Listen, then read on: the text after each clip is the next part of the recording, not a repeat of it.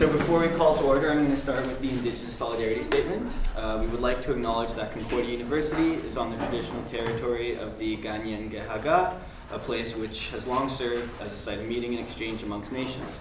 The Concordia Student Union recognizes and respects the Ganyangahaga as the traditional custodians of the land and waters on which we meet today.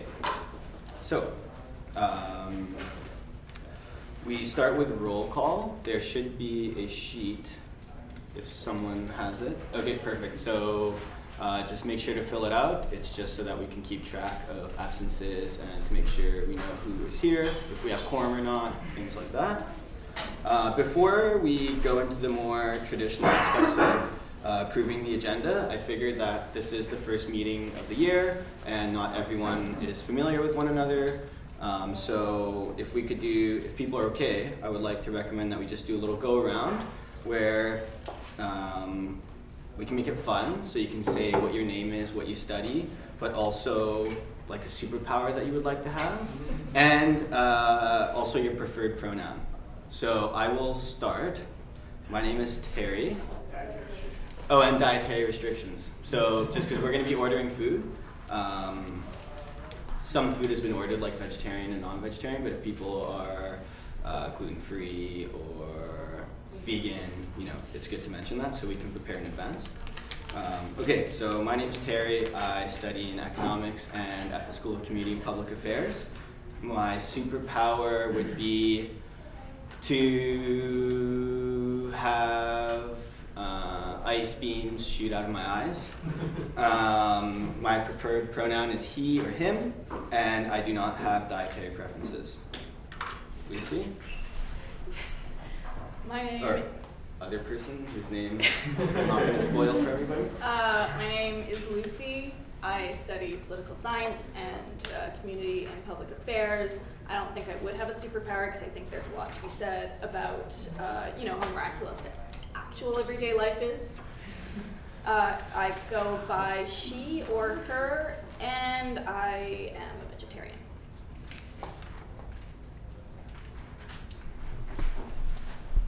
My name is Jana. I'm in mechanical engineering. My superpower probably would be to know what people are thinking 24/7 because I'm a very curious person. Her or she as well. Done. I'm sorry? Do you have any dietary preferences? No. My name's John. I study anthropology. I would like to be able to control time. I go by he or him, and I'm trying to be a good vegetarian. My name is Rami. I'm in mechanical engineering, and if I had a superpower, it would be to turn invisible. I don't know why. Dietary. I don't eat pork. That's it. My name is Adrian Longinati. I'm in the Arts and Science faculty, studying economics. I go by he or him. For dietary preferences, I don't have any dietary restrictions, but for preferences, nothing with too many saturated fats. And yeah, that's basically it. If I had a superpower, I would like to have telepathic superpowers. Hi, I'm Simon. I study finance. I go by he or him. If I could have a superpower, it would be to absorb a book just by touching it. And I have no dietary preferences. So hi, my name is Omar. I'm studying finance at John Watson, and I'll go by he or him. And I have no dietary restrictions. That's it. I'm Jason Poirier-Lavoie. I study political science in the Arts and Science faculty. I go by he or him. I don't have any dietary restrictions, and my superpower would be teleportation. Hi, I'm Rachel. I study marketing at JMSB. I go by she or her. I don't have any dietary preferences or restrictions, and my superpower would be to be able to teleport. Hi, my name is Layla. I'm studying theater and development. I go by she and her. I don't have any dietary restrictions, and I would definitely pick flight. I'm Sunny. I'm studying art history and studio arts. I go by she or her. No dietary preferences, actually restrictions, but I prefer not to have pop like Crush or Fanta at Csu Council meetings. And I already have a superpower. Good job. Hi, my name is Lori Di Maria. I'm currently a student at John Wilson School of Business in management and marketing. I go by the name of she or her. No dietary restrictions, and if I had only one choice, I guess it would be teleportation. Hi, Marcus Peters. I'm currently studying sociology in arts and science, obviously. I prefer he or him, and if I had a superpower, it would be the ability to control perceptions and create illusions, because I assume that would be, the best you could possibly get. Hi, my name is Gabriel. I study in arts and science. I go by he or him. If I had a superpower, it'd be mind control, like move things around in my mind, and not control other people's minds. Anyway, and I do not have any dietary restrictions. Hi, my name is Fadi. I'm a student in mechanical engineering. If I had a superpower, it would be flight, and I don't eat pork. Hi, my name is Gabrielle. I study in community and public affairs. I'm vegetarian. I go by her and she. And I would definitely love to have a time turner. My name is Dustin Ruck. I study in film production. I don't have any dietary preferences. I go by him or her. And I guess my superpower would be immortality, like in Highlander. My name is Marian. I study art education, and I'm comfortable with she, her, or they. And I am a vegetarian, and I would love to have like a second persona where I could transform into a dinosaur. I really like dinosaurs, and so I would have like my dinosaur mask that I would turn into. I'm Chloe. I study geography and sustainability. My superpower would be teleportation, because I really hate traveling, but I love going to different places. And I'm vegetarian, and I go by she or her. Hi, I'm Michael. I'm a student double majoring at the School of Community and Public Affairs and Journalism. I think I'd have to go with invisibility, Harry Potter style, an invisibility cloak. I think it would be cool to be able to sneak all over the place and not be seen. And I go by he or him. Hey, I'm Michael. I'm studying philosophy. I go by he or him. I don't have any dietary restrictions, and I can't really decide on a superpower right now, so. Hello, my name is Anas. I have a background in finance and theater here at Concordia. I'm currently studying public policy at the School of Community and Public Affairs. I go by he, him, or they, and I don't have any dietary preferences. And if I had a superpower, I think it would be to being able to sleep with eyes open or something, or being awake and asleep at the same time. Yeah, or something. Oh. Hi, I'm Caitlin. I go by she or her, and if I had a superpower, it would be definitely to heal bones really quickly, because I keep breaking mine playing soccer, and no dietary restrictions. I eat and like all food all the time.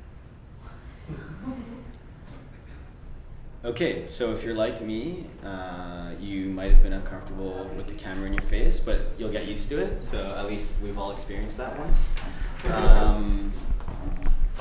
To move along, we're going to go with the approval of the agenda. I know that there are some modifications that may be made here. Basically, at this point, normally you can rearrange agenda items, you can add agenda items or remove them. Yeah, Chloe? I would like to move to table points 6, 4, 7, and 8 to the June 10th council meeting. Is there anyone who seconds that? So now we would kind of get an explanation of why we're tabling these items, if you can open that. So basically, Councillors to University Senate, Concordia Council on Student Life and Library Services Fund Committee. None of those committees meet until September, so it's not crucial that we do it tonight, and we have like over 40 appointments to do anyways to different committees. So it would just be speed on tonight. It means we'll be here less time and it will be faster to do it next time. We'll be more awake. What information? Yeah. Could you repeat the headings? Because I don't think I have the right numbering. Yeah, so I sent the numbering out. I sent the numbering out with the corrected ones on the Facebook. It's just that there's 4 is the president's report, 5 is setting of the times. Mm-hmm. So 6, like everything that was said was still 0.6. Okay. Yeah. So it's 0.6. 4, 6, and 7. Like VI, or IV, VI, and VII. Perfect. Yeah. So CCSL, Library, and Senate? Exactly. Yeah. Perfect. Thank you very much. Would anyone like to add anything to the agenda?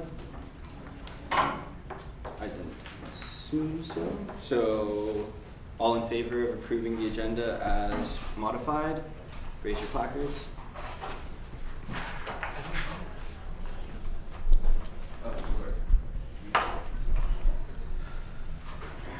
So, anyone opposed to the agenda as modified? Anyone abstaining from the approval of the agenda? 1. Kate, you just got it in. You can we get it? And someone graciously donated their pen for the signing. Is that you? Yeah. Right. Pick it up after. I'm not going to try and throw it. Okay, great. So we're just going to go into the next point here. It's the president's report. Instead of just going over the executive report that I submitted to council, I guess first, does anyone have any questions on the report that I submitted? I mean, it was very straightforward. Great, so I'm just going to say a couple of words. I don't really want to take up too much time. I just wanted to open by thanking everyone for agreeing to take part in council over the next year. It is a very big time commitment. Not only do we have meetings monthly, but we also meet throughout the year on an ad hoc basis for special council meetings. We also have committees where people donate a lot of their time, and there may be a cascading effect where, you know, council is the gateway to others' involvement at school. So be careful of your grades and of your time commitments, but I think everyone appreciates it. We do serve 35,000 students. You have all been elected here with, you know, your own mandates and your own pledges that you've made to your constituencies. So I'm sure they appreciate the time that you're putting in. Also, something besides all the time and, you know, the effort that we put into these meetings, there's tangible benefits that come out of our implication in student life at the university. Recently, I'm sure there's been more visible, tangible benefits, but just, you know, in terms of the representation function that we perform with the university or externally to the government or with other student associations, a lot of the work that happens in these meetings mean a lot to students, non-students, and faculty on and off campus. So I'm just trying to, you know, reiterate that although we are, you know, just 40 people in a room, the decisions we make here do have impacts elsewhere, and they reverberate, and people do kind of look at the CSU as a representative for the school. Like, we are part of the Concordia community, but we are a distinct part of it. You know, there is no ceiling above us. Like, we are the highest branch of student representation, so I think that we should be mindful of what we're trying to demonstrate to the exterior, to the outside observers, to the audience, with the kinds of actions that we take and the decisions that we make collectively. One point that I wrote down here is that this is a great learning experience. Just so people, when they're putting their time in and perhaps they didn't study for an exam as much as they should have or could have or would have if they weren't involved, just keep in mind that don't let, I said this to Jason, don't let education or classes get in the way of your education, right? So don't let university get in the way of what you're learning. I think that I've personally learned a lot more in my involvement with the CSU than I have in other, in a classroom where you're receiving a lecture. And I just feel that there's a lot of hard and soft skills that you learn here, like public speaking, and also just having the ability to have a sense of agency to demonstrate, students having the capacity to build alternatives in terms of like governance or the projects that we're working on and things like that. I think that it's important for us to kind of look back at the past year of the projects that we've been trying to advance, especially around student space. Student space is something that impacts our academic and non-academic side of student life, and we've made great strides, and I think students really appreciate that. In terms of opening the Hive Cafe, we're also working on reopening the Reggie's Bar. We're trying to support some of our more marginalized constituencies by opening up a daycare. Student housing is attempting to alter the discourse at a municipal level around some of these basic fundamental issues and needs of students. And I feel that we all contribute here to ensuring that when we leave, we're trying to go into a society that's better placed to serve the needs of not only the individual or individual opportunity, but fundamental needs of everybody. I know that the tail end of this past year was quite vibrant in terms of campaigns and mobilization. We saw a lot of activity around the pipelines and popular education taking place at the start of the year, and it ended up with a lot of organizing and collective action being taken on behalf of students around austerity. So I just feel that if you have any time throughout the summer, just try and do a little bit of light reading around these issues. It is a year of the federal election, so you know that these themes are going to be talked about, and if you just have a few moments to do a little research around what austerity is or how it impacts students, especially in Quebec, I think that that would serve everybody quite well, given the climate that we're moving towards. And I just wanted to talk briefly about the role that the CSU has in supporting student groups. There's a variety, a plethora of avenues to get involved in student life, and some of them are focused more on purely academic, some are cultural, some are more political in nature, but the CSU is an organization with a great amount of resources, and we should be using those resources to promote student initiatives and student activities. Out in the outside world, having access to finances allows you to forward your message a lot more than if you don't have access to the same resources. So internally here as a community, we should be taking advantage of the space that we have and trying to take up that space to promote the great work that we're all doing here at the university. Lastly, I think that I would just like to talk a little bit about some of the values that were talked about during the general election in terms of the orientation that we would like to continue moving forward with for the culture shift that we all would like to have happen at the university. I'm sure some of you have read about some, let's put it lightly, terrible things that have been taking place, and it's important that, again, as kind of the highest representative organ of students, that we act as a model for how we can contribute positively to this culture shift, and that we do so in a way that's deliberate, not taking half measures, but really trying to be seen as an organization that can be cited for best practices. I feel that this is an opportunity, especially when the CSU in more recent times has been seen as a competent organization who can kind of see things through from start to finish. And I feel that this is something more or less tangible. It's not an infrastructure project. It's something to do with culture, and that's takes a certain understanding of the social construction that we have when we come into the university. And we come here as relatively young people, and we're in search of an identity. And I feel that if we can all try and shape the way that people get treated, no one really has a common understanding of what they would like to have happen when they're here, and everyone's just open to new ideas, and I think that we should try and foster and facilitate those kinds of ways of thinking. So I hope that wasn't too long or rambly. That's pretty much all I have to say for the President's report. Does anyone have any questions or comments? Great. So now we're going to move on to the next point, which is setting the time of the regular meeting. Throughout the year, council happens on Wednesdays. It's outlined in the bylaws, which I'm sure some of you have read, maybe others several times. They're on Wednesdays, and they happen usually once.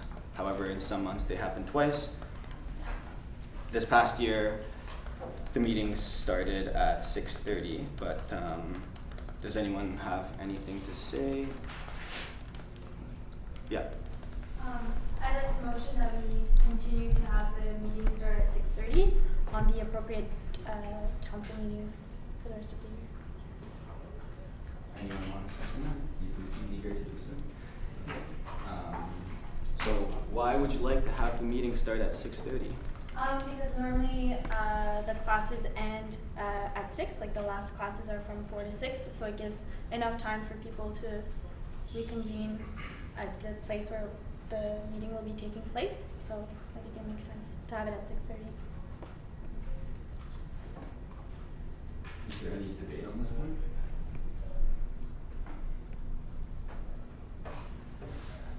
Wonderful, let's go to a vote. All those in favor of starting the council meetings for the rest of the year, regular council meetings, at 6:30 p.m.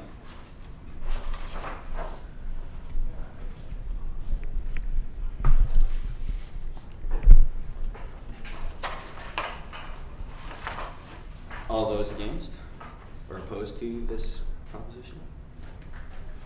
Anyone abstaining to the setting of the times for council meetings? Wonderful. I think that's passed and it's been noted. Yep. I was just going to move to go into closed session. Okay. So does anyone second that? Jason? All those in...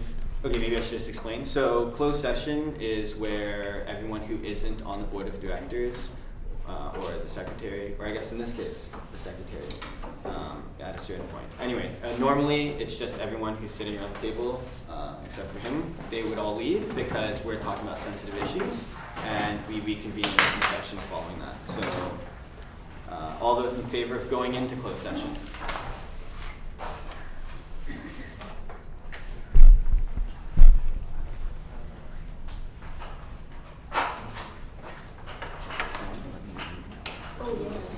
Is that okay?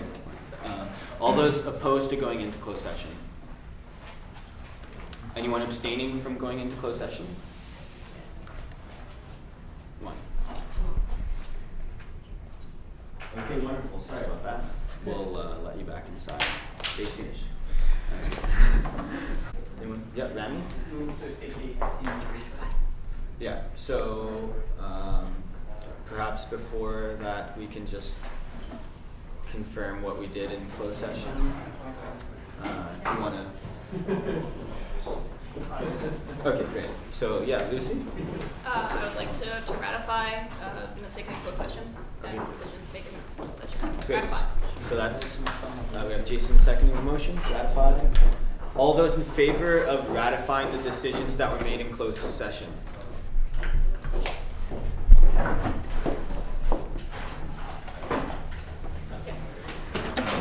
All those opposed to ratifying the decisions that we previously made in closed session? Anyone abstaining from the vote to ratify? Alright, so that passes. And now, Lucy. Motion to recess for 10 minutes. Okay, we have a motion to recess. We have Fatty seconding that. All those in favor?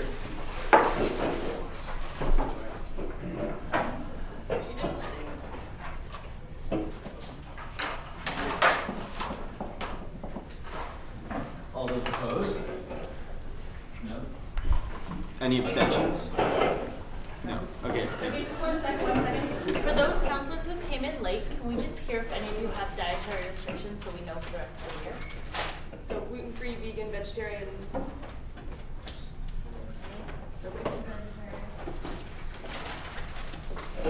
the other We'll counselors, post it I on assume. Facebook as well, just in case people forgot. We mentioned it now.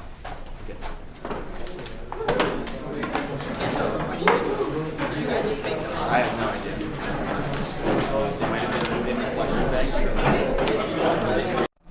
the newsletter at the Link, which is a levy group here, and either me or Michelle, we saw before, she's next to me, will probably be at most of these meetings, just seeing what's going on and writing stories. So, if you guys ever want to talk to us, feel free to. Great, thank you. I know Rachel wanted to say something. Yeah, I hope I'm this right. I'd like to make a motion that nobody goes in and out of the room when there's an interview going on. Okay. Is that something that you'd like to have formally adopted by the council, or would you just like to make that a remark so that people have heard that? Preferably formally adopted for the future of the CSU. Okay. So perhaps anyone would like to second that? I had Adrian. Okay, so I'm going to open up a speakers list on this point here. Does anyone want to discuss that, or do you want to motivate, sorry, to start? I personally find that it is impolite to have someone come talk to us and have an interview if we are going in and out, because then we have to make a decision on the person for the job that they're interviewing for, and some of us might not have been there, so they might not have heard everything about the person, and just feel that it's already stressful to pass an interview when you're applying for a job, so it's even more stressful if people are distracting you. Anyone else? Michael? While I agree with the spirits of your recommendation or your proposal, like I really do agree with it, but I think it would be better phrased as a recommendation or something less formal, because sometimes there might be extraneous circumstances that could interfere, like if someone's feeling sick or has to go to the washroom. Like it is impolite, but I don't think that it's a formal guideline. It won't be. It's better as a recommendation. Jenna? I feel if there's a reason to go to the washroom, it's just a 5 minutes interview, you would probably know before that. And just go before the interview or when it finishes, just not when they're speaking, because I had difficulty hearing the girl speak when she was trying to tell us a bit about herself, so I thought it's not respectful. Okay, Adrian? Would you like to clarify that, or maybe perhaps amend the motion that to not leave the room during an interview, but also with the exception that unless there is an emergency that you have to attend to, or you have to if you're feeling sick or ill. Okay. So you can forward in and Exactly. Alright. Anyone would like to second that amendment? So now we have a new speaker list on the amendment. Would you like to motivate behind why you think that? Why you put forward your amendment? Well, it's basically more of an open, open-minded. It's more open-minded, I would find, and that it's more realistic that you cannot condemn someone to sit down through anything if they have an emergency, or if they are feeling ill. Otherwise, it would just make the situation in here much worse. But it's just being realistic altogether. Rachel? Well, I agree with the way of formulating it. I just find that reasons for bathroom, water, things like that could be either before or after. As simple as that. Anyone else would like to speak to the amendment of including that, in times of emergency, we kind of accept exception to the rule? All right. We're going to vote. All those in favor of the amendment as put forward by Adrian?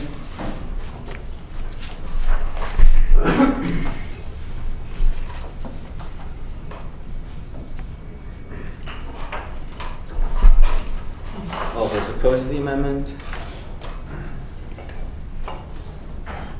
Anyone abstaining from the amendment?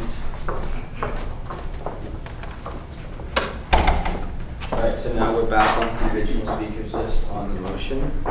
Gabe, you are next.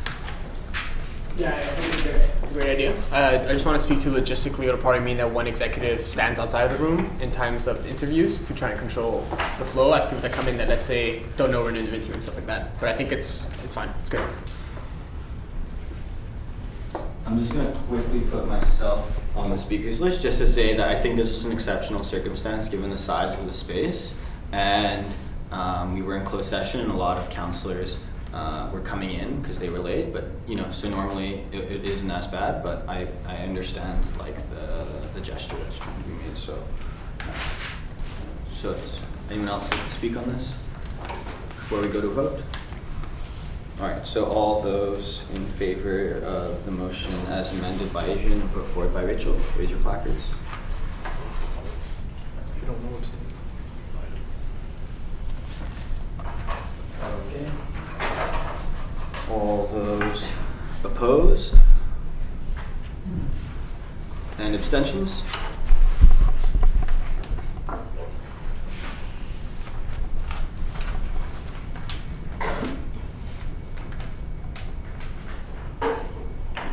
Thank you. So that motion carries. So we're still on the point regarding appointments, but we're moving into point 6.3, counselors to standing committees of council.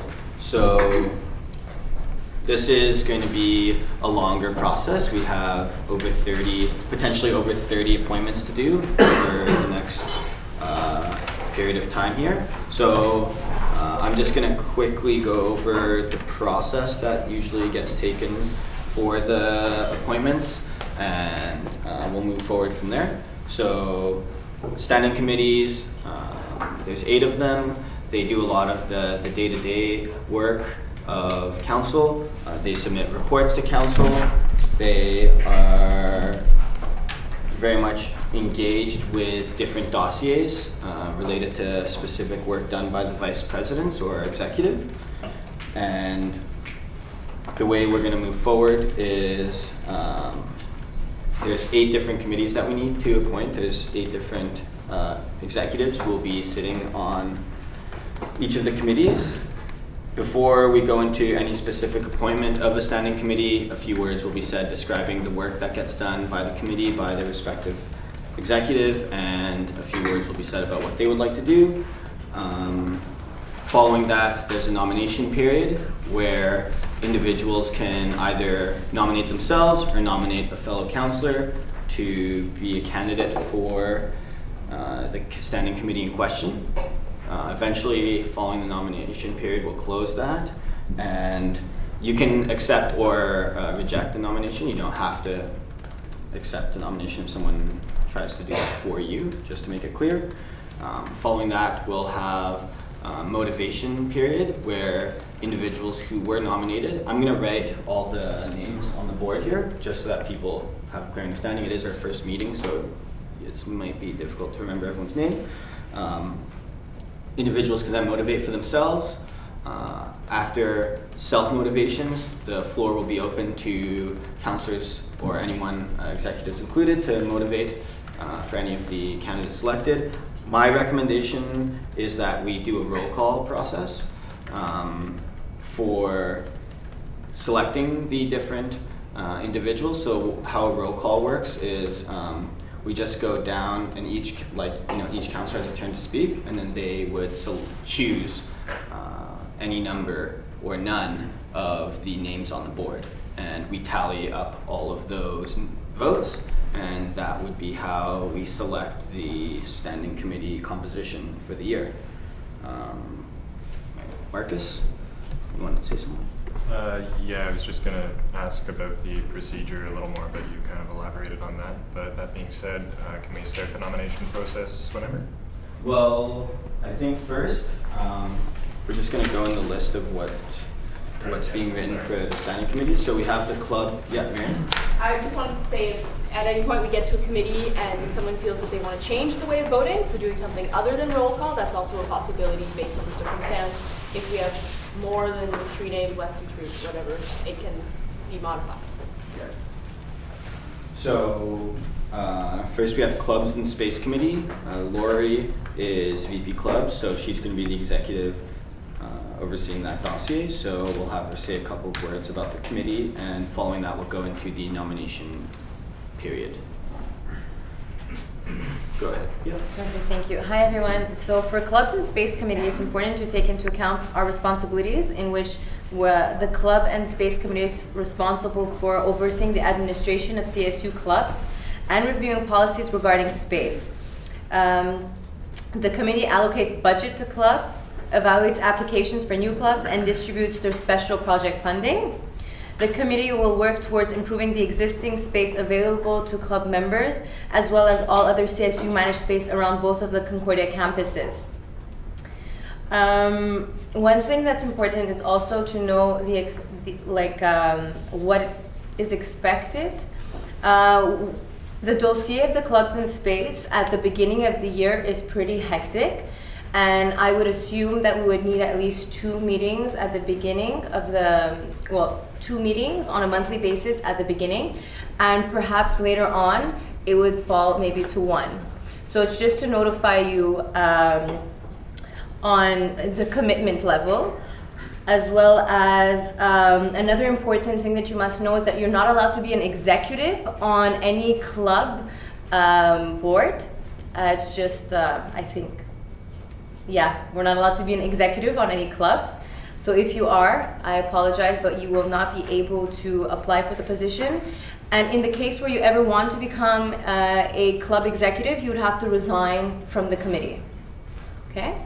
So thank you very much. If you have any other questions. Yeah, does anyone have any questions that they would ask Lori about the committee or anything like that before we start? Yeah, Fatty. Could you just repeat the frequency of meetings? Okay, for the frequency, it's because at the beginning of the semester, what happens is that you have a lot more applications and you have to take care of budgeting. So in order to maybe decrease the amount of time actually having to be in an office, if we do it twice, we'll be able to get a lot more things, like a lot of things done without being too tired as well. So I think that it'd be fair to say 2 times per month at the beginning and possibly once a month later on. Thank you. Thank you. All right, so now we're going to enter the nomination period. Don't feel ashamed of nominating yourself. You know, like that's totally okay. Just saying it once, and it's a long process. I'm just going to say that. All right, Jason. I move to nominate Omar to the Clubs and Space Committee. You accept? Yeah, I accept. Okay. Okay. Then we have Simon. Oh, I was going to second it. It's fine. Anyone else? Rami. I would like to nominate Fatty. Fatty. You accept? Okay. Next, we have on the speakers list. Nobody? Okay, yep. I would like to nominate myself, actually. Okay, Fatty is going to nominate Fatty. Sorry, I just, okay. All right. Anybody else? Yep, Terry? I'd like to nominate myself. Okay.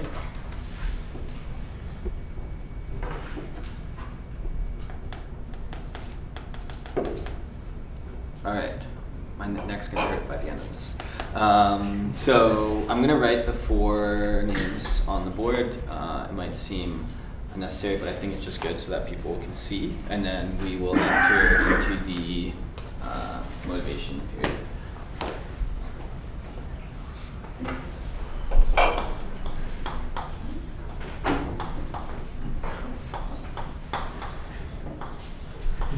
Is it 2Ds, Fatty?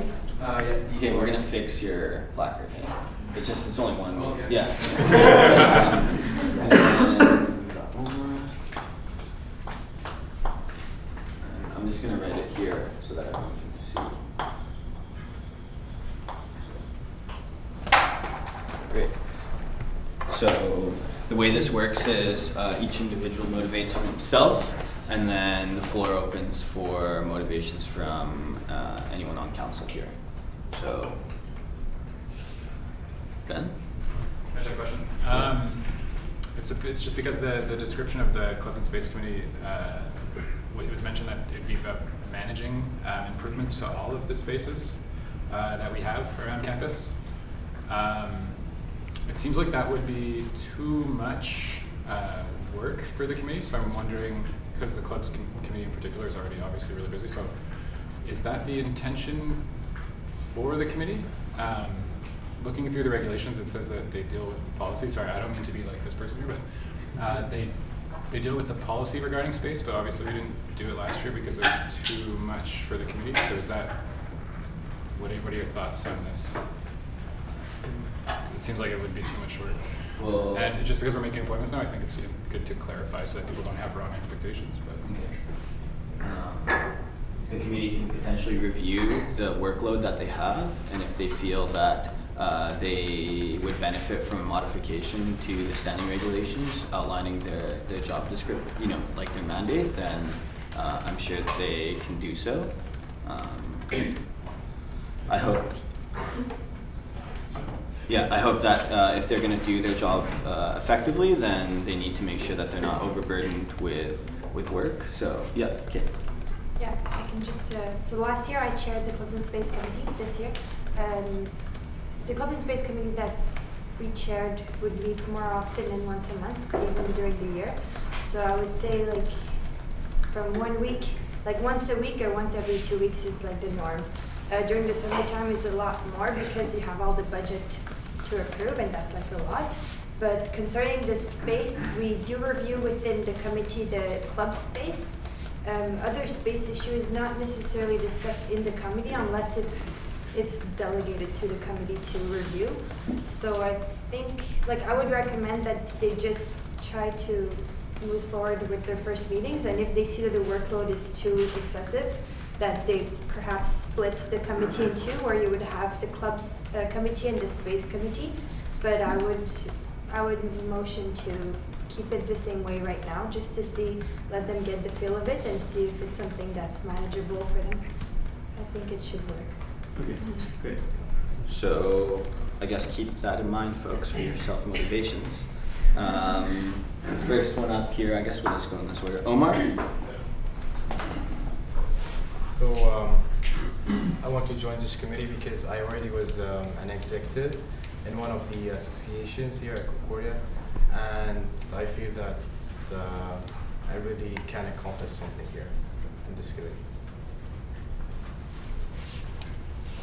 Fatty with a Y. Okay. Well, since I've been on council since November, well, I've seen our side of how clubs work, and through activities on campus, I've seen the student side of how clubs work. So now I feel I can have a real input on actually managing clubs' activities, and that's something I would really like to explore within that committee. Thank you. Fatty? Yeah. It's very simple, actually. I was part of the VCSA in my college experience, Vandy College Student Association. I wasn't actually part of the club's committee, or I wasn't even helping the club's officer at all. But throughout the year, I was the treasurer, but throughout the year, I found myself that I met all the clubs, and I was working for the clubs more than the officer herself. So I'd say I'd rather just step right through it, and like I know I'm gonna end up meeting a lot of, like I already know, it's been a year and I already know like 3 to 4 clubs, and I know people inside of it. So I'd just like to step right into it and just help you out with that, I guess. Thank you. Terry? I was part of the club's committee for the latter half of the year when Kate was chair. and I just want to continue my involvement with the clubs because first of all, I'm a curious person. I like to know, especially in terms of clubs, because I'm very involved with certain clubs. I'm involved here and there, and I like to see activity around the school. So if I can be part of the actual structure that helps engage that activity, even if it's more on the technical side or things that people don't want to deal with, it's still good to have all that knowledge because it affects all the clubs, and the clubs affect at some point the students that we represent. So it's good to know that they're in a good environment, and I just want to be part of that structure that helps them be put in the best environment possible so they can continue to enjoy themselves and as Concordia students. Okay, great. So I had Ben on the speakers list, but feel free for other people to raise their placards if they want to speak. Go ahead. Yeah, just to move it along, I moved to omnibus appoint all 4 candidates. Can I move it? Yep, so we have a move to appoint all 4, seeing as there's 4 spots and there's 4 members, may save us some time. I had so many seconders there, I think I'm going to go with Rami. Any motivation for that? Yeah, unless more people are going to motivate themselves, it's just the fastest way to, I'm assuming that everybody will just get put on. And everybody seems like they're committed to the mandate, so I think we may as well just appoint them all. Okay, great. So all those in favor of the omnibus vote for Clubs and Space Committee?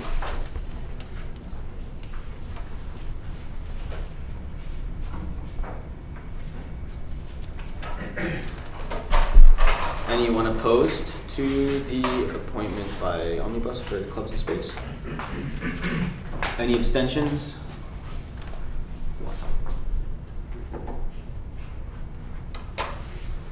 Great. Thank you. So next we're moving into the Appointments Committee. The Appointments Committee is as per the standing regulations. It's chaired by the executive, normally the president.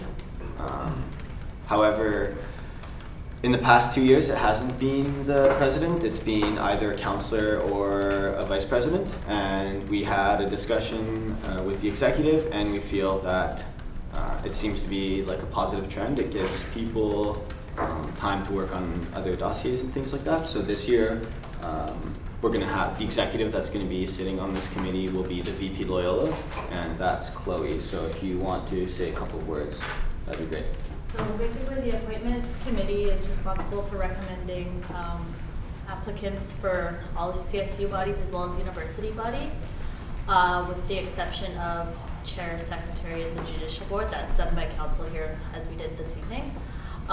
So usually meeting times is about once a month, but like June and September tend to be, I hear from past executives, the busiest times, and we'll probably be meeting more. It could be like once or twice a week, just in those times when we're going through applications, because we have to vet through CVs, etc., and then interviewing process as well, and then we make recommendations to council. So that's. Okay, great. Does anyone have any questions just about, the mandate of the Appointments Committee? Any questions? All right, so we're gonna move into nomination period.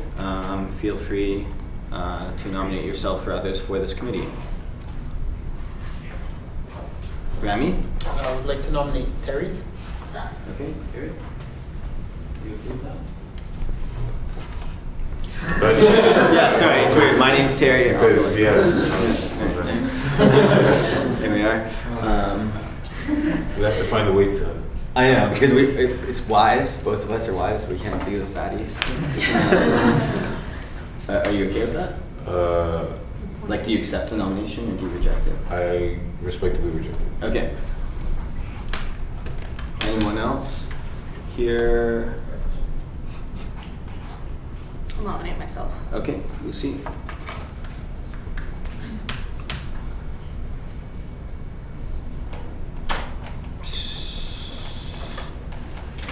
Is there anyone else interested in the Appointments Committee? I think what we might do is come back to the Appointments Committee after all the committee appointments have been done, just in case, people might want to reconsider that. Yeah, Ben? I'm just gonna throw it out there, this committee in particular is a really good experience. Like you pretty much, it's like a hiring process almost, so you just vet like a bunch of different candidates, you get to see how their resume is. Anyways, not that you should be here for resume padding, but it's good experience. So if people are maybe inclined to this sort of a thing, it might be a good thing to nominate yourself for. Mary? So maybe we can just think about that idea, but I'd like to motion that we reconsider appointments after having dealt with all the other committees, so that we table it until the other committees are finished. Okay, anyone want to second that? Sunny or Layla? Later.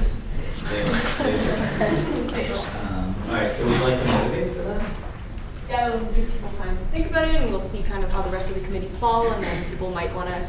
Appointments is not a huge workload, so maybe after you've gotten your first committee, you might want to add it as a second committee.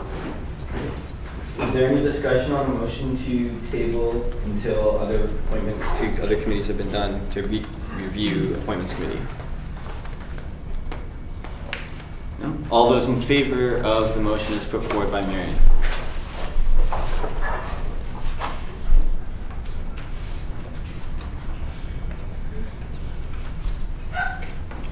And all those opposed to the motion? Any abstentions? All right, great. So we're moving along here. Next is policy committee. So Marion Miller is the executive on policy committee. So why don't you open us up? Sure. So the policy committee reviews all of the standing regulations and the bylaws of the student union. So that means that we try and look over the current format of these two documents and try and make improvements where we see that there are little issues or contradictions. And then if new content arises from something that happens at council, from a referendum question, etc., then we might sometimes add or take away or modify pieces of the standing regulations and the bylaws. Something really interesting that's coming up actually as a piece of work to do this year is looking to create a sexual assault, sexual violence policy for the CSU. So that's a project that I'm excited to work on with a committee of dedicated people because in light of recent circumstances at Concordia, I think that it's important that we get to work on that and make sure it becomes institutionalized in the way we work at the CSU. And so a policy committee does require a good amount of implication. Usually we meet once a week. A bit less in the summer, but once the year gets on, we meet pretty regularly, so about once a week. Anyone have any questions about policy committee or for Marion? No? All right, well, let's enter the nomination process. Marcus, then Lucy, then Jenna, then Omar. I would nominate Lucy for policy committee. Lucy? I accept. Okay. Lucy? I would like to nominate Mike Robel policy. Okay. Okay. Jenna? I was going to nominate Lucy, so I did not. Or sorry, Jenna and Jana are sitting next to each other. So, Jenna? I'm gonna start using last names. I resist. Oh, okay, sorry. Omar? I'd like to nominate Jason, please. Jason, do you accept? Okay. Simon? Never mind. Michael? I'd like to nominate myself for instance. I'm going to put myself on the speakers list, and I'm going to nominate Aloise. Aloise is someone who's on council but is not here today, and he's sent me a motivation actually quite far in advance in April regarding this. So I'm going to put his name up there too, just because I know that this is something that he had asked to have us consider at the first council meeting. Anyone else? Okay. So we have 1, 2, 3, 4, 5 people. Yeah, sure. So we have Lucy or Lucinda. That's a lot clearer than my resume. Okay, we've got Michael, yeah, but Mike W, Roble, and then Mike G. I'm not going to try and pronounce it. We've got Jason. And we have Aloise. Aloise? Yeah, do you maybe want to write it just because no one can see that? Cause Yeah. yeah. And I really don't know how to write that name. Aloise? 12. No, it's not 2 L's. It's 1 L. Is it 2 L's? It's Y after. Instead of the I, it's the Y. O-U. Y-S-E. No? Okay. It's not here. It's fine. There's no music. Oh, wow. Aloise. Got it. Thank you. Aloise.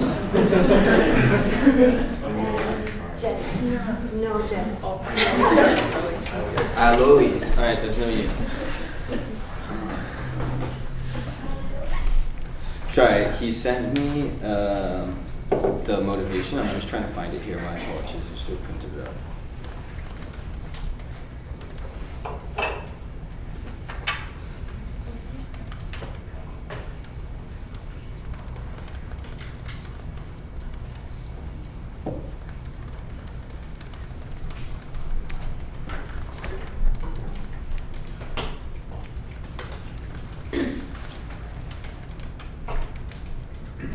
Okay, great. So we're gonna go into motivation period. Do you want to open us off here, Lucy? Because you're first. Okay. Yeah. So I sat on policy committee during the past year. Despite the frequency of meetings and the workload of policy, it's something I really enjoyed, and I'd like to think that I did contribute productively to it. I'm in policy studies and political science. This is kind of my bread and butter, and I really do like delving into bylaws and regulations. And I'd be especially excited to do so this year, considering as Marion brought up that there will be formulation of a sexual assault policy, which is something I'm very down for, and is something that probably should have happened ages ago. So yeah, this is work I enjoy, and this is work that I think I have done well at, and I would like to continue to do so with your consent. Thank you. Michael Roble. All right. Well, I'm new to the CSU this year, so I know that sitting on policy committee, there would be a pretty steep learning curve in terms of familiarizing myself with the issues, with the bylaws and standing regulations, but I'm definitely eager to work on issues like the sexual assault policy, which I think is enormously important considering what's happened at Concordia over the past few years, especially with one of the in particular faculty associations in the past few months. Other than that, coming from a public policy background, I think that applies and is relevant, kind of like Lucy said, to the work of this committee, but also as a journalism student and someone who worked for the student press for the past few years, transparency is really enormously important to me in terms of student governance. So I think I'd also sit on this committee with a particular interest to see how the CSU could be made as transparent as possible in communicating with students. So next, we have Jason. This would be a challenge I would really like to take on. The workload isn't at all intimidating. I think it's a great learning experience. As a student of political science, as mentioned before me, it's something that I do. We always challenge ourselves to translate principles and resolutions into regulations, ensure that we can abide by them as our highest governing document. So I would be very pleased to be appointed to this committee. And Michael. I am also new to CSU, so it's going to be a steep learning curve, but I think as a philosophy student, this position requires lots of interpretation and working through documents closely, which I am very good at. And like Michael and Lucy, I'm also very committed to changing the culture and to formulating a sexual assault policy, but also kind of looking at the larger ways that CSU is governed and the way that certain principles are translated into action and practice. And so I think that this is the most important committee to me in terms of enacting that. Okay. I'm just quickly going to read Aloise's Facebook message. He sent it to me. He was writing to inform me that he will not be able to attend council until the fall. He is out in BC tree planting as a means to financially sustain myself during the year. Admirable. I would also like to propose my candidacy to the policy committee. It is something I'm interested in and have experience with. As Vice President External of the Liberal Arts Society, I was tasked with the review of our entire bylaws of the association. I wrote a transparency section to our bylaws, and it was an experience that helped, apparently. I also sat on Senate during the winter term, which is a technical body, and also reviews policies. My apologies for not being able to attend these first meetings. I'm excited to work with you all in the fall. So now I'm going to open up a motivation list for candidates or people who, Lucy. I just want to motivate for Eloise since he is not here, so he's at a disadvantage, but we sat on Senate together during the winter semester, and I've worked with him through other things, and he is, I think, really well suited to this kind of work. He's very open-minded, but he's very technical, really good at interpretation, good team player. I think he would be an asset, and again, he's at a disadvantage because he's not here, so I'd like to be that affirmative voice that he's a great candidate. Rami? I'd like to motivate for Michael Gaisbrade. I had the opportunity to talk to him a few times, especially with his work with the philosophy department, Student Union. And I think he has a right approach for policy, especially with the whole vision that the CSU has for the past 2 years. I think it would be really cool to have him on that committee. Thank you. Anybody else for motivations? Simon. I'd like to motivate for Jason. I've had the opportunity to pick his brain on multiple occasions, and he always blows me away by just how smart and capable he is. And I think he's very capable of doing the technical work necessary in policy, but also being able to interpret and to see things from a policy point of view. Thank you. We have Marcus, and then Mike. I'd like to motivate for Lucy, as she previously sat on the policy committee. She's extremely involved in a lot of matters relating to student politics and is extremely committed to all of the matters she gets involved in, including staying up for several hours to see the outcome of a council meeting that she didn't sit on, which is impressive. But she's shared a lot of different meetings and is usually called on for that and has an ample knowledge of Robert's rules and bylaws and standing regulations. But thank you. Ben? Yeah, I just want to motivate for diversity on a policy committee that will be working on sexual assault policy, gender diversity in particular. I think that it's really important that is taken into account under the list of people who are on the board. And then I'd also like to motivate for Eloise, just because I've worked with him all year, kind of outside of, I guess, the CSU context. But anyways, he's always been really impressive, and he's got a really strong attention to detail. And he's a tree planter, and I planted trees, so that's besides the point. But no, he'd be a really strong candidate, and since he's not here, I think it's only fair to point that out. Michael, G. I was actually going to motivate for Alois as well, but I think that's being covered. Yeah. So I just want to second Lucy and Lucy Ben. All right, great. So unless anyone else, Marcus.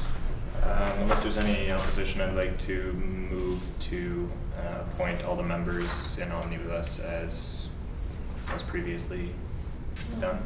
Okay, so I'm just gonna say that there's 5 names on the board and there's 4 positions. Yeah, there's 4 positions. So do you want to take that back? Yeah, totally. Okay, great. Is there any other motivations? Are there any other motivations? Sorry.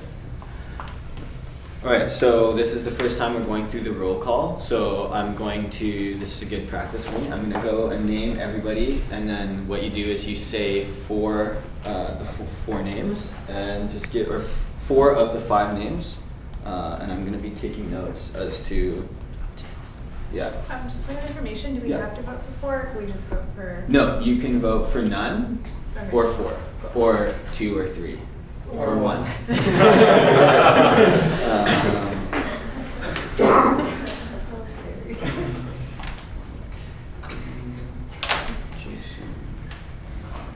you just add a G next to the other Michael? Yeah, sure, just in case. Thanks, Kate. Okay, so Lucy. I abstain. Okay. Fanny. I'd like to go with Lucy, Michael W, Michael G, and Jason. Okay. Jenna. Lucy, Louise, and Jason. Jana. Lucy, Michael, and Jason. Okay. Manny. Oh, Michael Gasbright, Jason, Eloise, and Lucy.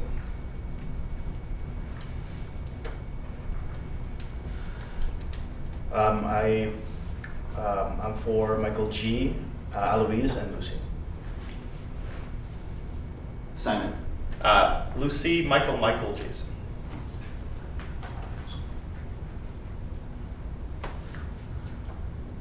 Omar. Lucy, Michael G, and Jason. Jason. Abstain. Okay. Rachel. Eloise, Lucy, Michael G, and Jason.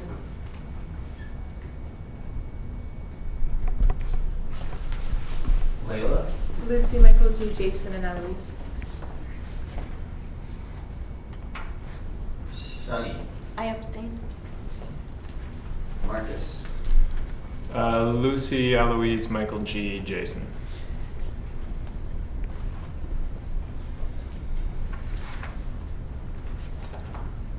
Fanny. Eloise, Lucy, Jason, Michael G.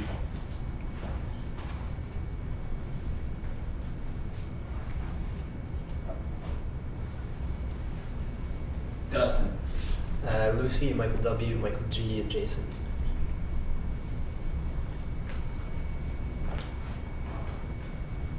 Ben.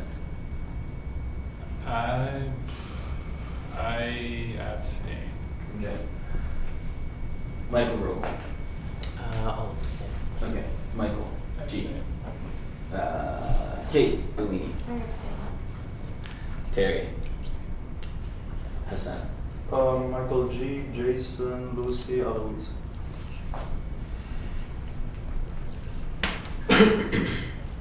Okay. You're not voting.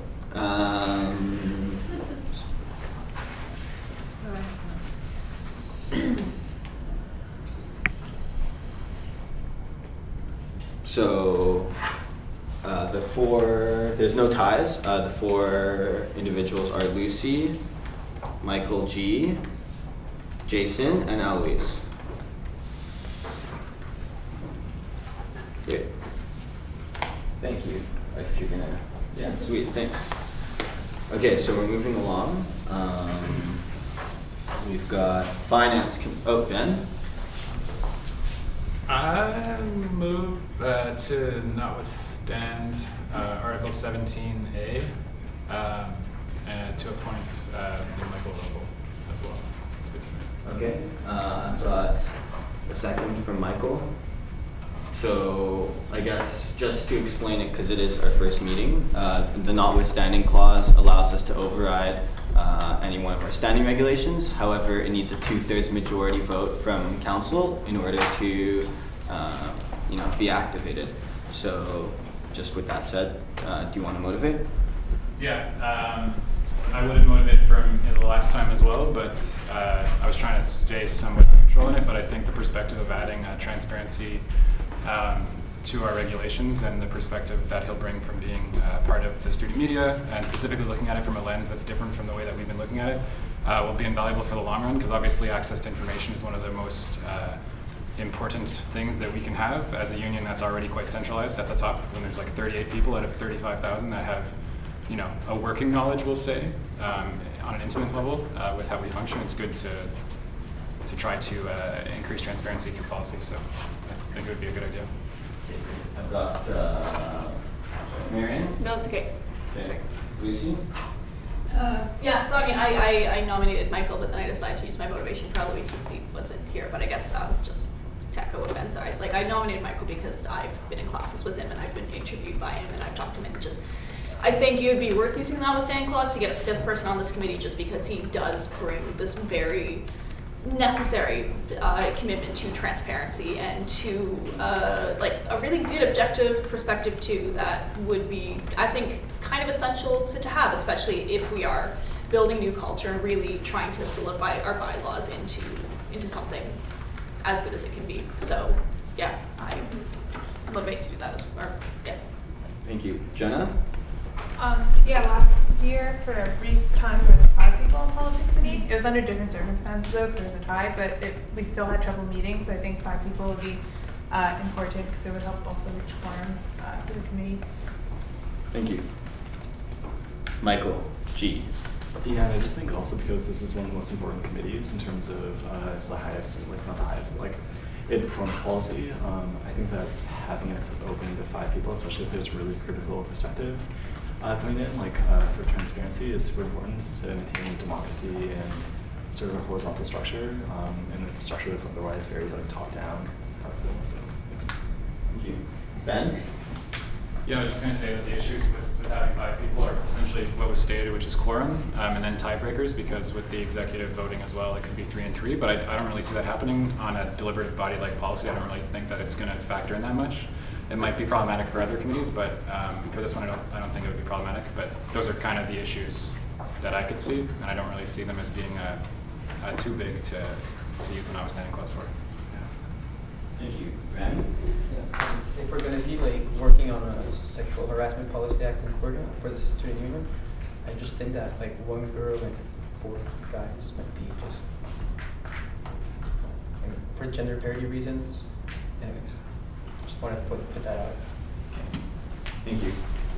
Anyone else on the speakers list? Okay, we're going to vote.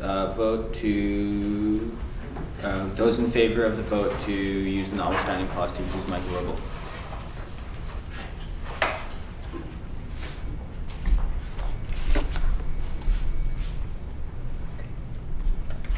Those in opposition to the use of the notwithstanding clause for this? Those in abstention? Thank you.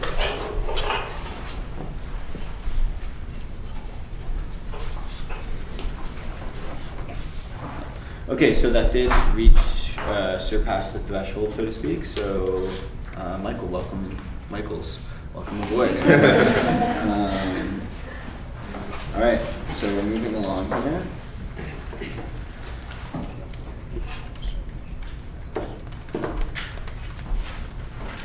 So next is the Finance Committee. Finance Committee is going to be engaging with Anas. Anas is the VP Finance, so if you want to open us up and say a few words. Yeah, basically the Finance Committee will be looking at the expenditures of the CSU and all its revenues. We will be looking at reviewing the CSU financial policy at least once during the fiscal year.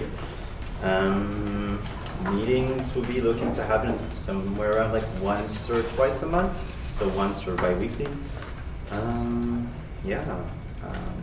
We'll be meeting to decide and discuss the financials here at CSU, discussing asset purchases of over $1,000 that are discussed during these financial committee meetings, and also approving amounts of $10,000 to $50,000 discussed at the financial committee. I would personally add that I think it's a pretty important call to discuss, understanding our current financial situation on the federal, provincial, and institutional level, so at Concordia level, understanding the current budgets that are happening, the austerity budgets that are going on, are crucial to what we be doing here, as well as understanding the implication of such a financial system, such a financial neoliberal system that is happening on the global to the individual and the local scale. So I encourage people to be conscious of that, and yeah. Thank you. Anyone have questions for Anas or his description and elaboration of Finance Committee? All right, looks like we're moving straight into, it's okay, nominations. So the floor is open. Jason. I move to nominate Simon Dansereau to the Finance Committee. Okay. I accept. Do you prefer Simon or Simon? Simon. Okay. It's okay. Jana. I'd like to nominate Marcus. Marcus. Okay. I accept.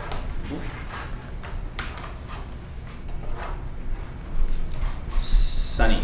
I'd like to nominate Dustin. Okay. Do you accept? Yeah. We've got Kate. I'd like to nominate Ben. Okay.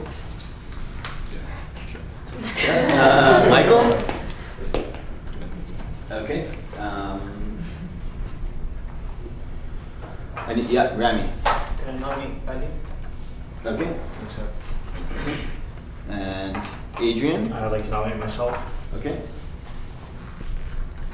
Was that? I was going to nominate Victor. Okay. David is the second. Yeah. Anyone else? The nomination floor is going to be closed in 3, 2. All right. Yeah. Just focus the light behind. Okay, so we've got 1, 2, 3, 4, 5, 6 candidates here. We're just going to go in the order that they were nominated. So let's start with Simon. This is the self-motivation period. Hello. I would very much like to be on the Finance Committee in the upcoming year because I have an understanding of financial systems, and I'll admit, since we changed to restricted fund accounting, I'm not super familiar with it, but I'm looking forward to learning it. I have a close attention to detail. I'm very analytical, and I know it says here that I'm, John Molson, but don't take me for just another finance major. I'm very interested in microfinance and social finance. Those are the things I'd like to push. So I think I'm a very good fit for this committee.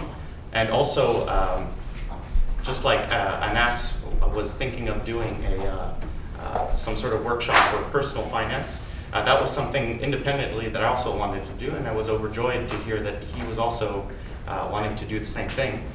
So to me, I would be very passionate to work with him and everyone in the committee as well.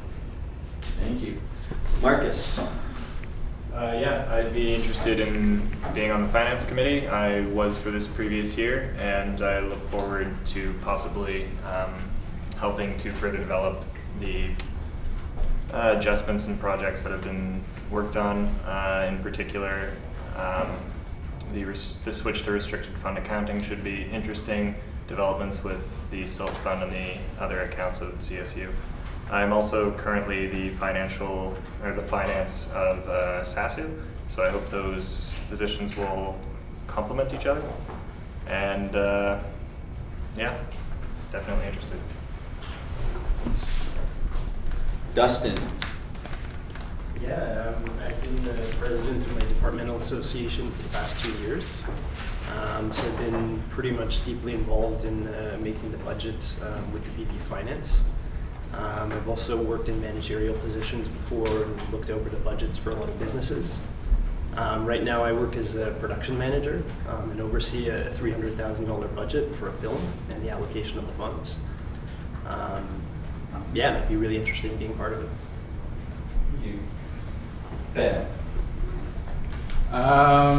So I'm currently outgoing president of the CSU, so I've had to deal with the finances a lot all year.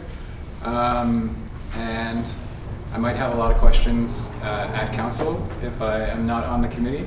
And so to save everybody a lot of time, it might be better to just go on the committee.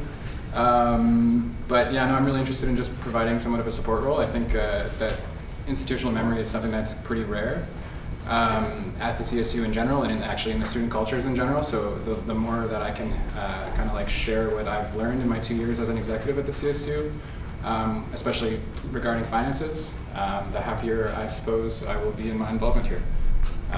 Yeah. Adrian. Yes, for the past academic year, I've been involved as an undergraduate student representative and member of the Concordia Council-Elect Student Life, so I'm familiar with the allocation of funds for student projects, as well as that's because I was on the subcommittee for the special project subcommittee for Concordia Council-Elect Student Life. And at the end of the year, we usually review and validate the student services budget, so we're familiar with how a budget of the institution works for one of these sectors.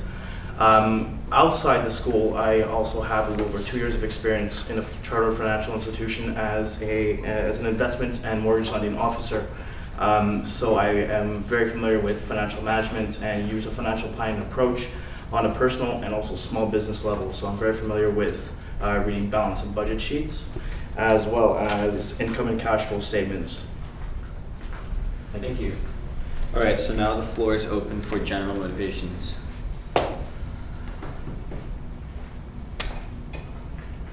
Ben?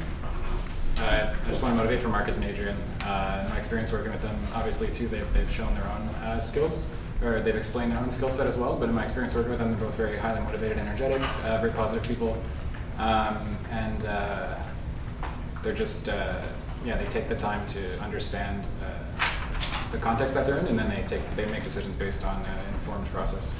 Marcus in particular, I've seen, be rather studious in his endeavors that when he's involved in new projects and just projects in general. Thank you. Jason? I'd like to motivate for Simon. He's a very passionate individual, very dedicated to and interested in finance. Just to provide an example of his drive. In one of the associations we're both a member of, the person in charge of finances, the treasurer, could not keep up or didn't have the toolkit required to track the finances or even report on it. Simon, without being requested, volunteered his own help and turned it around, helped provide timely statements, and without any credit to his name, it's something he's really interested in. Thank you. Jenna? I would like to motivate for Marcus and Ben. Ben because he's outgoing president, so it only makes sense that he would sit on this committee. And then Marcus because I sat on finance committee for the last half of the school year, and he was always the first to answer emails, first to show up to meetings, super meticulous about reading documents. And I had no clue about what was going on in finance, and he taught me a lot. He really knows his stuff. And I also work with him at Divest Concordia, and he's always in charge of our budgeting for our events and stuff. It'd be a great position. Thanks, John. Fatty? No, never mind. I wanted to motivate for Simon as well. Okay, great. Thank you. So, from my understanding, there's no more motivations. Nope. So we're going to go into the roll call here. Just give me 1 second to...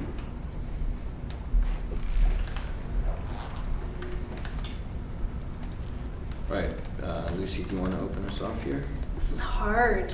Okay. Just to have a diversity of faculties on, Simon, Marcus, Dustin, and Ben. All right. Fatty. Simon, Marcus, Dustin, and Ben. Okay. Jenna. Ben, Adrian, Marcus, and Simon. Jana. Can I abstain? Yep. Abstain. Okay, Fatty, Rami, sorry? Adrian, Marcus, Ben, and Simon.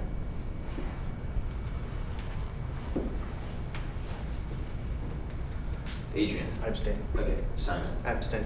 Omar. Benjamin, Simon, Adrian, and Marcus.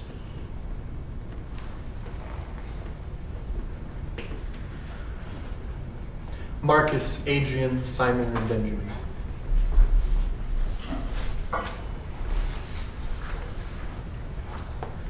Simon, Adrian, Benjamin, and Marcus.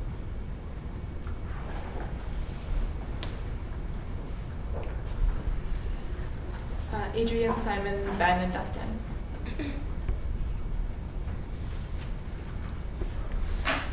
Yeah. Dustin. Okay. Marcus. Stay. Yeah. Thaddy. Benjamin, Simon, Marcus, and Adrian.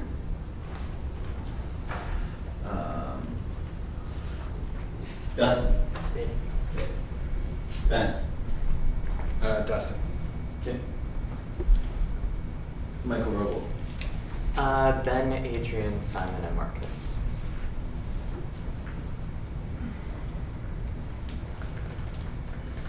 Michael G. Marcus, Adrian, Benjamin, and Dustin.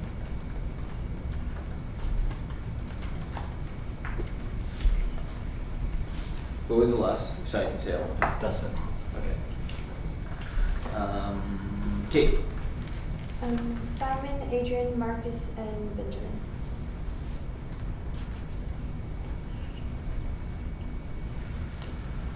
Kevin. Adrian, Simon, and Dustin.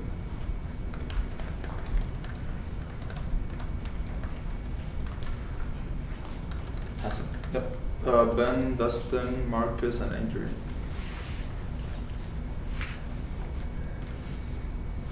Alright, so there are some ties, but not on the lower end of the scale. So we have Simon, Marcus, Ben, and Adrian.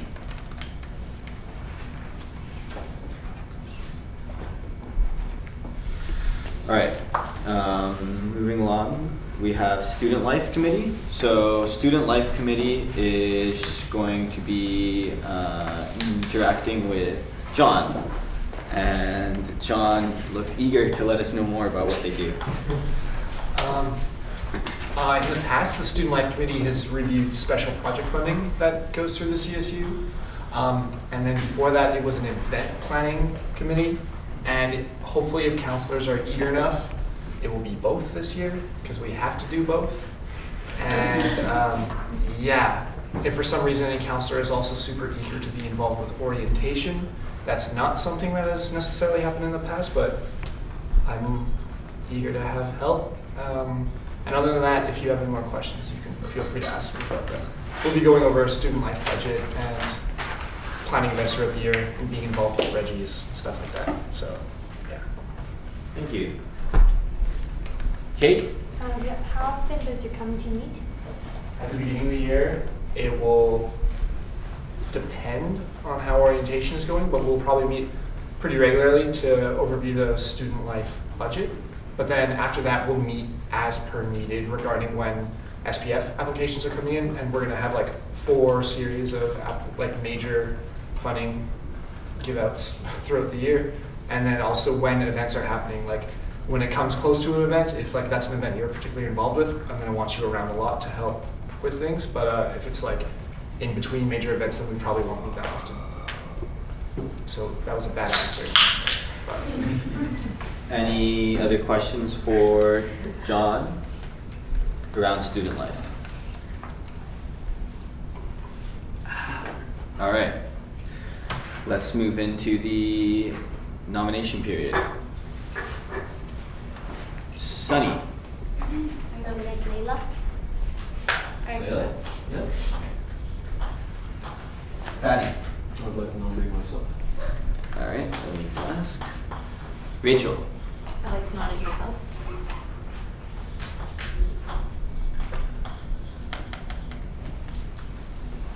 I nominate someone? Yeah. I'd Okay. like to nominate Dustin.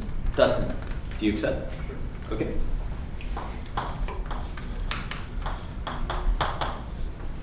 All right, so if no one says anything here, 3, 2, 1. All right, so there's 4 folks. Might as well open it up for the self-motivation period. Why don't we go from the top? Layla. So I'm just finishing an almost 2-year mandate at a faculty level on FASA as the student life coordinator. So I have a fair amount of experience in that title, but I also have experience with special project funding. I've sat on 3 large special project committees, 2 moderate and 2 individual, all within fine arts. I think having at least one fine arts student to evaluate special project funding is really important. Because oftentimes a lot of projects require some specific understanding to fine art projects, which I feel I can bring. I have lots of event planning experience. I organized fine art orientation last year, and I'm also helping to plan it this year, so I feel it would also be logistically very helpful for me to be able to coordinate with the rest of orientation planning. And yeah, I'm really interested in being able to also promote to fine art students, especially, but also to all students, to really maximize involvement on campus. Patty. Yes, I'd like to start with my first year at Benny. I was a general exec actually in the association. I was the right hand of the exec for student life, and I helped that specific person a lot with events. I was really interested in that position. As the second year came in, I was a treasurer. I found myself doing more work with the events planning, especially the end of semester, the mid-semester events. All that stuff was done through contacts that I was personally in touch with them. And other than that, I just know the city pretty well. I DJ all over the place. I think that could be big help for the exec himself and for the team in general. That's it. Thank you. Rachel? I want to go with Lee for 2 reasons. The first being that I have a lot of hands-on experience with events, planning sports, workshops, things like that, but I want to have more. And it's something that I want to do for a living. And the second reason is that when I came into Concordia the first year, I was in arts and science, and then I transferred to James B. And I saw and felt there was a huge gap between the James B faculty and the rest of Concordia, and that I feel that with the student life committee, this is something I can work on the most. I would be at the right place to be able to work on this and lower this gap and try to build a greater sense of community within all the faculties. Thank you. Justin? Yeah, well, I feel I have a fair amount of experience. I helped organize the Concordia Film Festival for the past 2 years, which is a large-scale largest student film festival in Canada. We usually have about 3,000 people attend every year over the course of 5 days. Of course, I've helped out with the orientation for the film production department for the past 2 years. We also put on a lot of events, lectures. I haven't been on any committees to give out any special project funding, but I've been on the other end quite often. So it'd be interesting to see how that works. Yeah, that's about it. Thank you. All right, so I guess we can open up the floor for general motivations. Would anyone like to motivate? Okay. Ben, I know you're on the list. Point of information. Yeah. How many positions on the student? There's 4 positions for counselors on each of the standing committees. Okay. Yeah. Okay. I'm with the omnibus. All 4 candidates. Okay, we have a lot of seconds. I'm going to go Jenna this time. Jenna with E. Would you like to motivate? Yeah, I mean, people can still continue to discuss it. They'd like that because you can discuss the motion. Besides that, sounds great. Anyone would like to follow that up with some discussion on the motion on the floor? Currently being no. Right. All those in favor of omnibus voting in Layla, Fatty, Rachel, and Dustin into the Student Life Committee?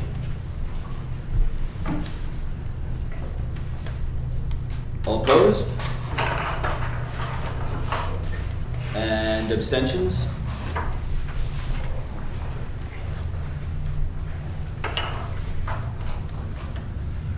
Can we do the abstentions one more time, please? Okay. Yeah. Great. Thank you.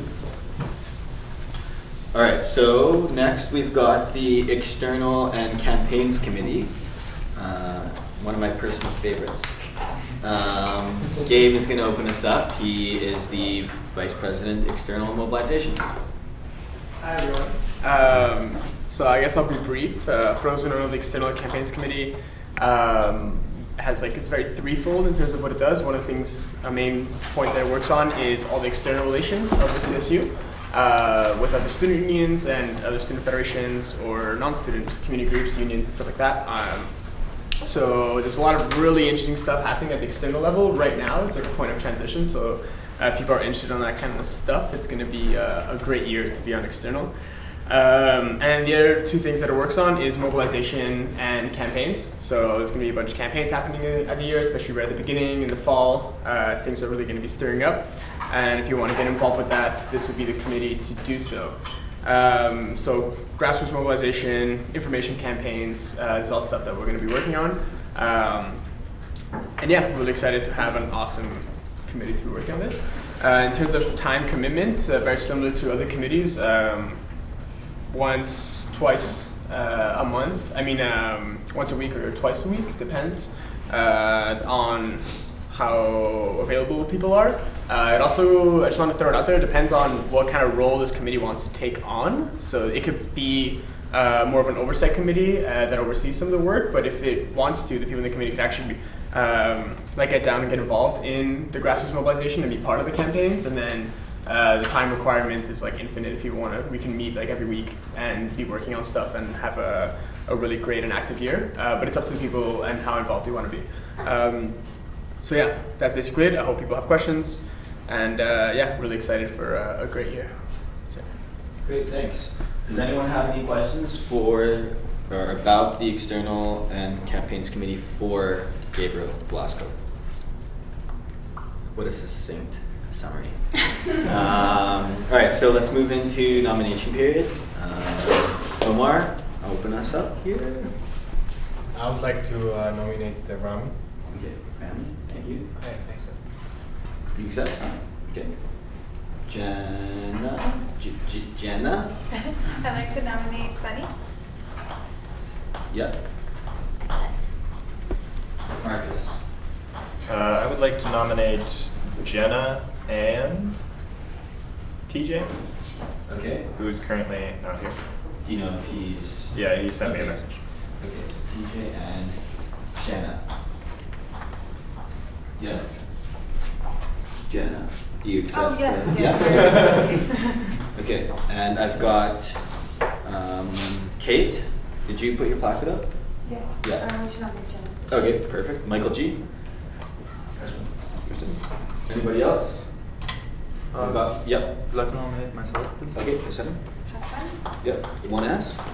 Double. Double S. Yeah. Jenna. I'd like to also nominate Marcus. That's it. Okay. Yeah. Okay. Anybody else? No? Alright, so it's Rami, Sunny, TJ, Jenna, Hassan, and Marcus. Did I miss anybody? Good. Alright, thank you for being so helpful. Alright, so let's start from the top. Rami. This is in self-innovation. I was part of the Yes Committee for the PDS question, which became a new mandate for the CSU. So I think it would be kind of interesting to have me just push PDS for the first year. Yeah, that's about it. Thank you. Sunny? Well, I like to joke that I've been more out of the class than inside the class. So I go to a lot of workshops and screenings, book signings. I've past years I've learned quite a lot about the field, and I'm also part of Divest Concordia. And I'd like to be part of the editorial committee on the handbook design. And my set is that I'm a fine art student in art history and studio. I believe I could bring a creative and innovative touch to any organizing events or campaignings. This is my motivation. you. Do you want to speak for TJ? Yeah. He hasn't actually sent me a blurb, so I'll just go ahead with what I know, because he was on the external and campaigns committee last year, as was I, so I can speak to his commitment to attending meetings as well as his organizational capacity, which he always brought to the table whenever it was at events or campaigns, demos, you name it, he was there. He helped to set up and table. He was very energetic, and he's had a lot of experience with coordination and campaigns in the past, so he's definitely a qualified candidate. Thank you. Jenna. So last year I sat on the External Campaigns Committee, so that would be great to do it again, especially to help it with institutional memory, because I am still, like, I know all the external groups and people we've spoken with. I also work for, not work, but volunteer for Divest Concordia, so the environmental movement is one that I want to push on the committee this year. We'll continue with, and yeah, that's about it. Thanks. Hassan? I held the position of the VP External at the LSA, Lebanese Student Association at Concordia. So I used to represent LSA, Concordia with other LSAs all around the universities like McGill and other universities. We used to meet like regularly, so I used to represent LSA, and that's how kind of I integrate the external position with the VP External that I have been doing. Thank you. Marcus. Okay. I used to sit on the External and Campaigns Committee as well last year. It's my favorite committee. I'm very interested in continuing with it, with the campaigns and everything we have planned for this year. I was also and continue to be a member of Divest Concordia. I'm interested in extending that environmental movement, as was mentioned. I worked on the agenda for this year, as well as the different speaker series and campaigns that were going on. I've done tabling, set up events, and I'd like to help with the direction of this year's campaigns. So we're going to open the floor now for general motivations. Who would like to start? Layla. I'd like to motivate for Sunny, both as a person with a lot of dedication and energy, and also as a fine arts student, that I think with External, it's really vital to have all faculties represented. So I would really think that having fine arts represented there would be very important in terms of engaging people from every single faculty. Thank you. Marcus? I'd like to motivate for both Jenna and, well, I guess I've motivated for TJ already, so yeah. For Jenna, I guess, because I've worked closely with her on External as well as at Divest and in finance. She's heavily involved in every position she can possibly get her hands on, and that doesn't compromise her ethics or her work ethic and her ability to get the job done. I really think she's a great candidate as well. Thank you. Anyone else want? Michael G. I'd like to motivate for Rami and TJ. Rami on the basis of, I think he did really amazing work last year on the YES committee for BDS. He was really committed and passionate, but also very ethical in weighing into budgets, in my perspective. So I think he'd be a strong member of the committee. And TJ, because I wasn't necessarily in CSU, so I didn't know the work he did, but he was always there in the front lines, kind of like motivating and mobilizing, and that's how I met him. And I think he's a great person to have in the campaign, so yeah. Would like campaigns possible. Yes. Kate. I'd like to motivate for Jenna and Marcus, who have both been part of the committee last year. I've noticed that they worked really hard, and they're a very knowledgeable person with regards to campaigns that the CSU holds, so I'd like to motivate for them for that reason. Thank you. I'm going to put myself on the speakers list. I just wanted to motivate for Hassan, just because I know that in the past we haven't had very many engineering students on the External Campaigns Committee, and I think that it would be really neat to have that kind of perspective, and there's a lot of cool things that engineering students do, like in their various clubs, and just having that institutional link I think would be beneficial. And that's that's something that people should consider when they're selecting the committee members. So, Chloe? I just want to motivate for diversity on this committee. It's like I was on the committee last year. It's a really fun committee, but I want to mobilize for diversity amongst the faculties, but also amongst gender. And in particular for Sunny and Jenna. I worked with Jenna on the committee last year and she was a great asset. But also a lot of the times when we were out mobilizing, Sunny was often at our events. I saw her at lots of demos, so like that proves, now she's sitting here, so I just wanted to say that's my motivation. Great, thank you. Anybody else? Yeah, Jenna. Yeah, and I'd also like to motivate for Sunny. I've just gotten to know her at the past couple of Divest meetings, and I think she's really creative and she's always informed on what's going on within the campaign, and it was very refreshing to have another female Divest Concordia, and I think that's super important. Thanks. Anybody else here for Motivations, External and Campaigns Committee? Dan? I'm curious to hear from the VP if it's appropriate for the campaigns committee to have 6 people, or is that not appropriate? 6, 7, 8. 6. No, I'm just thinking quorum because myself and then the other student at large would be a total of 8, so 4 people quorum. I think it's totally fine if people are actually committed to coming, but then if people are going to be missing meetings, and then it becomes really hard to make quorum of 4. At 5 people. If we're 8, quorum would be 5 people, like 50 plus 1. So that's my only concern, is the potential of that being a problem with quorum. But if people are really committed to actually coming, that would be like a good mobilization crew that could be really helpful next year. So that's my only concern. So I guess it's the people themselves can speak to that are actually running and what their time commitments are. Yeah. No. Chloe and Jason, Ben and Kate.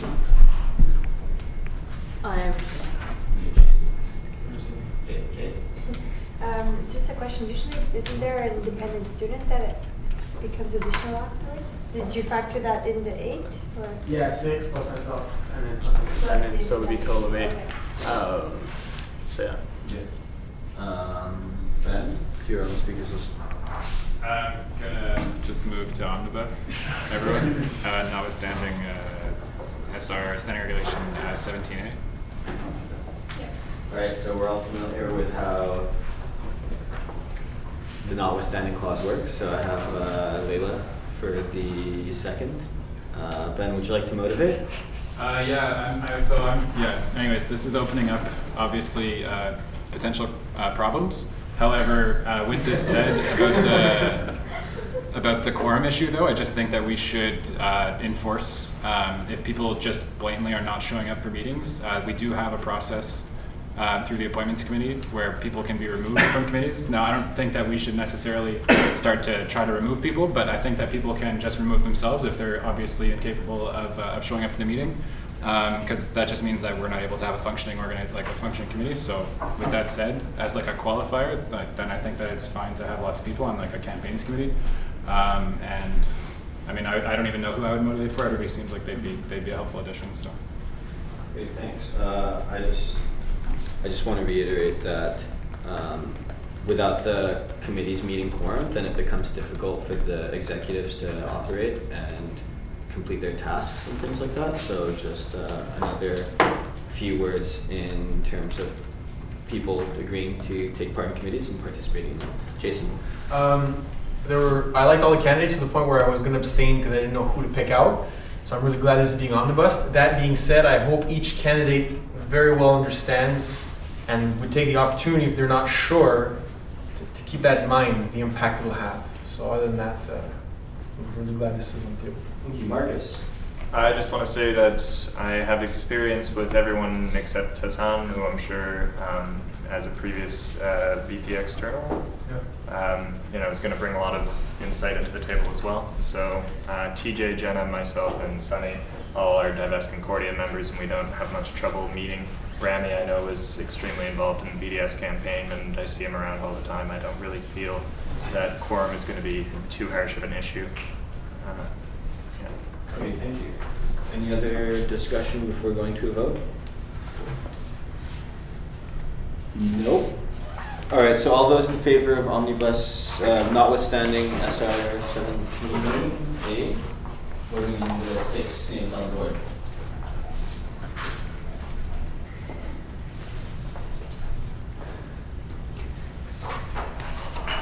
Great. Anyone opposed to the motion? Abstentions? Omar? Thank you. All right, moving along. Thank you. Gabe? Just under the fact that we just voted in 6 people in committee, I just want to reiterate that appointments committee still has like 3 seats. So just like putting it out there as people are like pushing themselves. But I think it's great that we have a huge committee. It's going to be a great year. All right. So we've got sustainability committee. This one here recently has had its mandate modified. So Bree, why don't you tell us what it's up to? Yeah. So this committee will definitely be working as a group. They're responsible to oversee and ensure that the CSU is running sustainably. And this year, I hope that this committee will be committed to working all together on projects.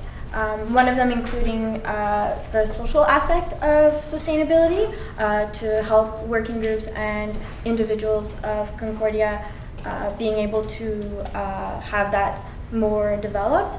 And I hope to be able to meet more than once a month, depending on the people who are on this committee. And yeah, I really hope that there's a diversity on this committee, as well as people who are ready to have fun and be creative and work on new innovative projects.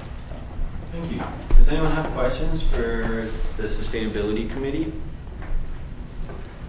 No? All right, so let's move into nomination period. We have Marcus. I would like to nominate TJ and Geneviève.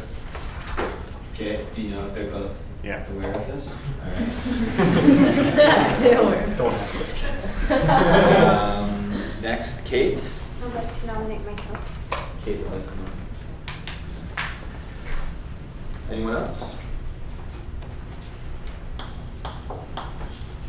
Jenna? I nominate myself.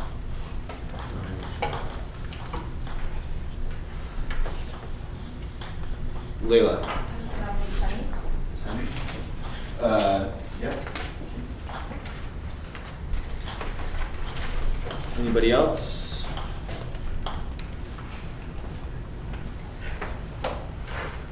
Okay, so I know in discussions that I've had with one of the counselors, her name's Zoe Pierce. She is also interested, but she's also picking or planting in BC. I'm not sure which one. Zoe? Zoe Pierce. So Z-O-E.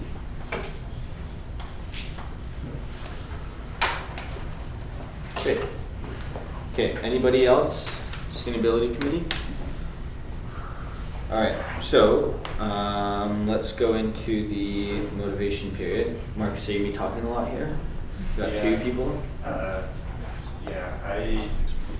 I think I'll just like motivate for Geneviève, who is kind enough to send a blurb, and then I'll motivate for TJ afterwards. If Okay, that's all right. no problem. Here we go. 1 second. Where is it? Okay. Hi, sorry I couldn't make it today. My name is Geneviève Nadio Bonian. I am studying human geography with a minor in sustainability. I believe I am well suited for a position on the Sustainability Committee because of the background of my field of study, and also because I am very passionate about how we manage what goes on within our community in a sustainable way. I've been involved in the Geography Undergraduate Student Association or Society guests for the past year, and I currently sit on the board of Frigo Vert.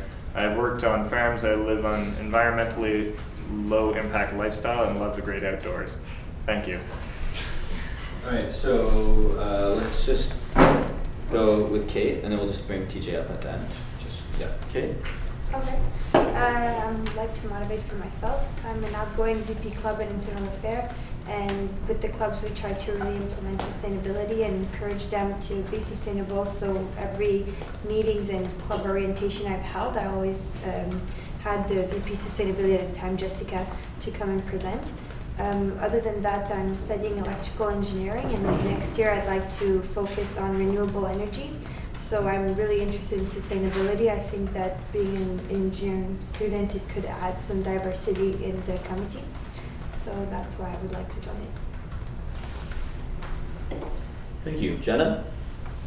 So, like I said before, I volunteer with Divest a lot, but I'm actually eager to start working on actual projects as well, like the Loyola Greenhouse Project. And one of my programs, which is communications, has been at Loyola. So I spent my first 3 years of school at that campus a lot, and I really care about it. So I wanted to work on the Greenhouse Project, and that's why I wanted to get on the Sustainability Committee. Thanks. Sunny? So I'm interested in working for the greenhouse at Loyola, and I've come to really appreciate sustainability from working at the Hive and having compostable cups stuff and like integrate. So like everybody assume like does it personally, but having to see it in a social level and in the wider environment made me appreciate it, and I would like to invest myself in and work towards it.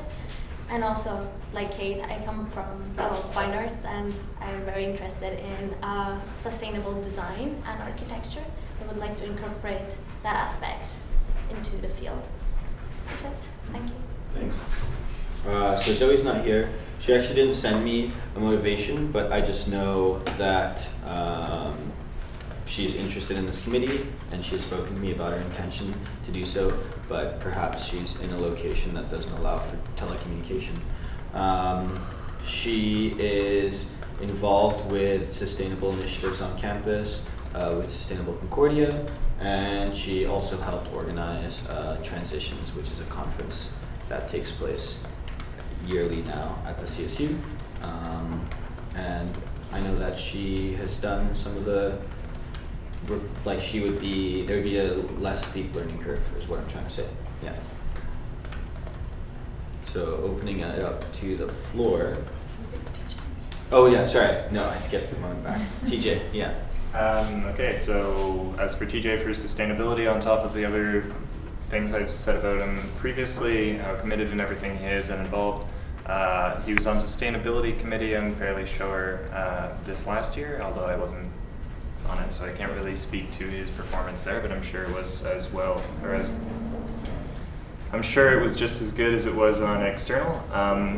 He's very involved in sustainability. He is in GUS, the Geography Undergraduate Student Society, as well.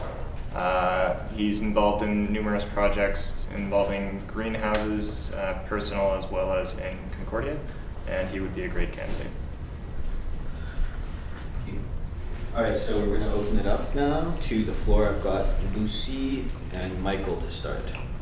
I'm going to motivate for Genevieve, especially because she's not here. Genevieve is probably one of the most dynamic people I know on this campus in general. If she were here to motivate for yourself, I'm sure no extra motivation would be needed. I sit with her on the board of the Frigo Bear. As a colleague, she is just hyper involved, very creative, extremely committed to sustainability. I met her her very first year of university at Concordia when she helped to spearhead a referendum campaign to prevent attacks against fee levy groups, many of which are the biggest proponents of sustainability on campus. And so she's from the get-go, she has integrated sustainability politics into her studies and above her studies, and she would be a fantastic contribution to this committee, absolutely. Thanks. Mike? Yeah, I just wanted to motivate Brasilia as well and just throw on that she was involved with the Concordia Food Coalition as well. And I'm not sure what extent, but she introduced me to their campaigns, and we've been in contact with that. So I think she'd be a great candidate, as would they all, but especially in Thank you. John? I was also going to motivate for Zoe just because she isn't here.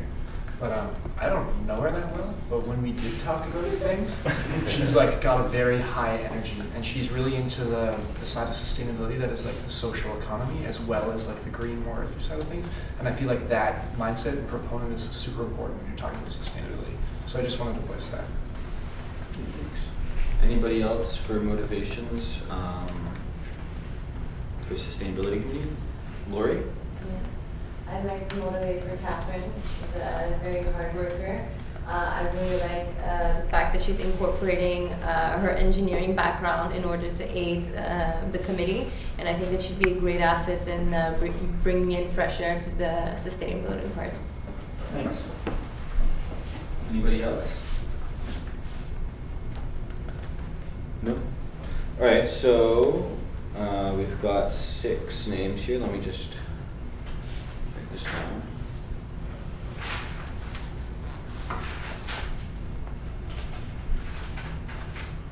Alright, do you want to start us off here, Lucy? Geneviève, Sunny, Kate, and Jenna. Thanks. Fatty?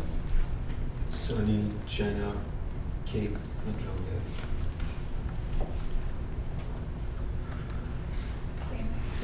Jenna.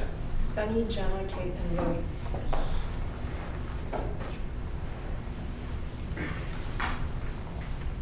Manny. Sunny, PJ, Jenna, Kate.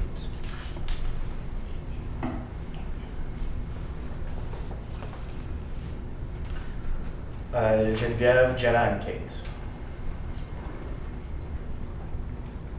Sunny. Sunny, Jenna, Kate, Geneviève.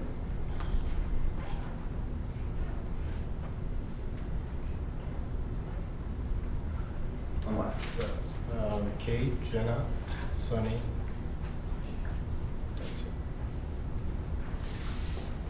Jason. Sunny, Jenna, Kate, Geneviève. Come back and forth. Rachel. Kate, Jenna, Geneviève, and Zoe.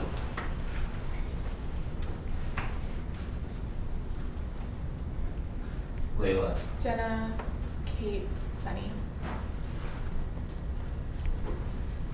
Sunny. I abstain. Okay, Marcus. Abstain. Fatty. Kate, Jenna, Sunny. Dustin. Sunny, Zoe, Geneviève, and Kate.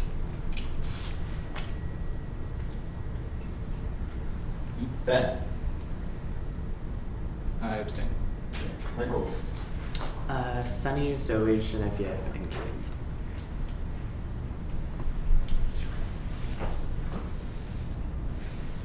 Michael. Zoe, Sunny, TJ, Geneviève.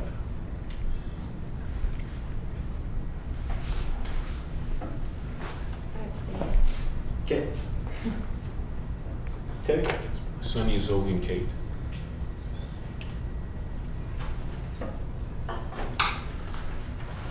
Sunny, Jenna, Kate, Geneviève.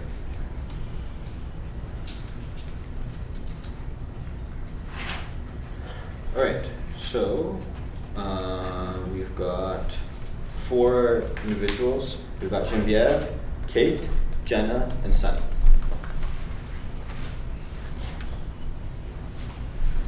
Cool. Good. Okay. Alright, so moving along, we've got the Loyola committee. So Loyola, it's pretty straightforward, but we'll still have, I mean, just in terms of the intrinsic connection with the name and the mandate, why don't you let us know the details? So Loyola Committee is responsible for ensuring that Loyola doesn't get forgotten on the CSU body. We're responsible for ensuring events happen at Loyola. We'll help with student life. We'll probably be involved to a certain extent during orientation to ensure events are there, but also throughout the year, as well as the implementation of any projects at Loyola. It'll be a fun committee. I encourage people to come sit on it. And we'll come back to my appointments committee after. So yeah, nominate yourselves or your friends. All right, thank you. Anyone have questions about Loyola committee? Michael? To what extent will the Loyola committee be working with the sustainability committee on the question of the Loyola greenhouse project? I foresee us working quite extensively together, those two committees. Already as executives in our first few weeks, we've been working a lot on the project, and it's something we really want to see happen in this mandate, so lots. So if you're interested in sustainability, you can also Any other questions? No? All right. Do you have a question? Okay. It's just, correct me if I'm wrong, but it's not only working on the greenhouse, like there will be other aspects to the community of Loyola. Like if you're a student from Loyola, like I highly encourage you to sit on this committee because you have a lot of say in how things go, and it's a very important committee. Yeah. Thank you.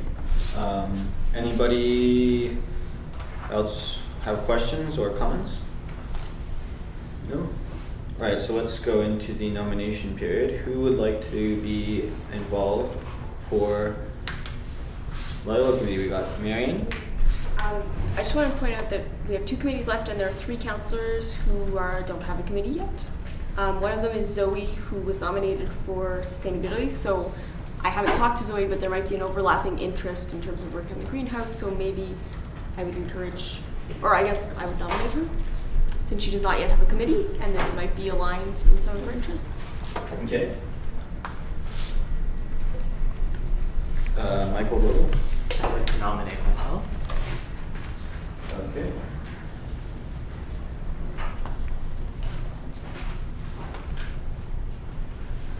John? I just wanted to make a point. Is that okay? Yeah. Because Zoe's not here to accept your nomination. We can't do anything about it. So she just has to like be committeeless until the next meeting. Okay. Sorry. Okay. Which is okay. Ben? I nominate TJ, and I just texted him and he said yes. Okay, cool. So, Jenna? Can I nominate Marcus again? Marcus? You accept? All right. Anybody else? I know someone named Melanie Romer. She works at the, or I'm not going to motivate. I know that she's interested in the committee. Write her name down. M-E-L.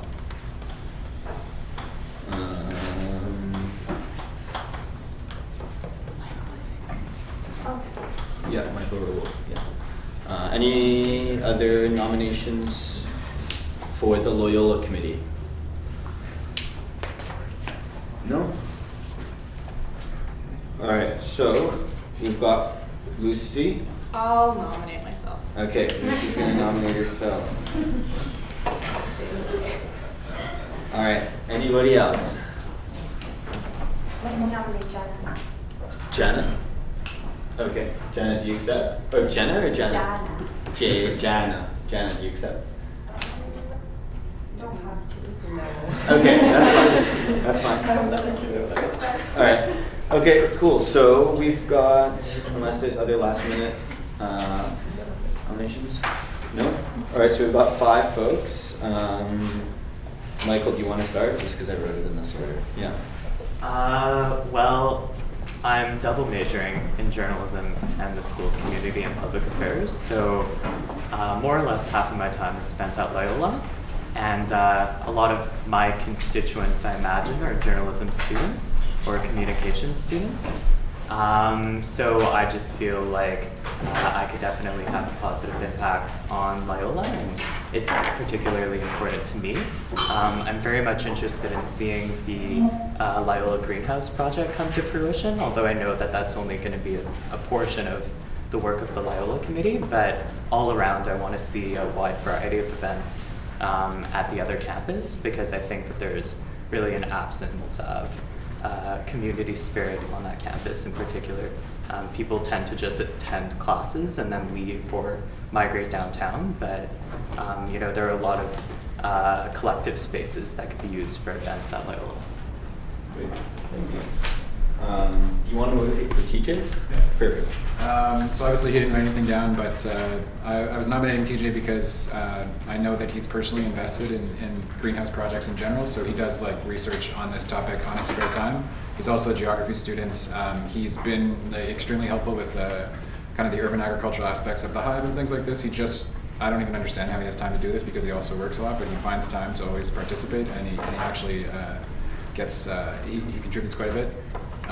So even if, I'm speaking for him now, so I'm obviously putting words into his mouth, but even if he were to only want to work on the greenhouse project, for say, we're talking about a project that is going to be using a lot of student money, and so to have somebody that's diligently paying attention to that on the committee is, like, aside from the other people who will obviously as well, I just think like this is going to be a massive project. So that kind of commitment will be helpful, but besides that, he's just, like I was saying before, generally helpful. So I don't imagine that he would say, oh, I'm only going to work on the greenhouse. I'm sure that he would actually be a great contributor in general. Thanks. Marcus.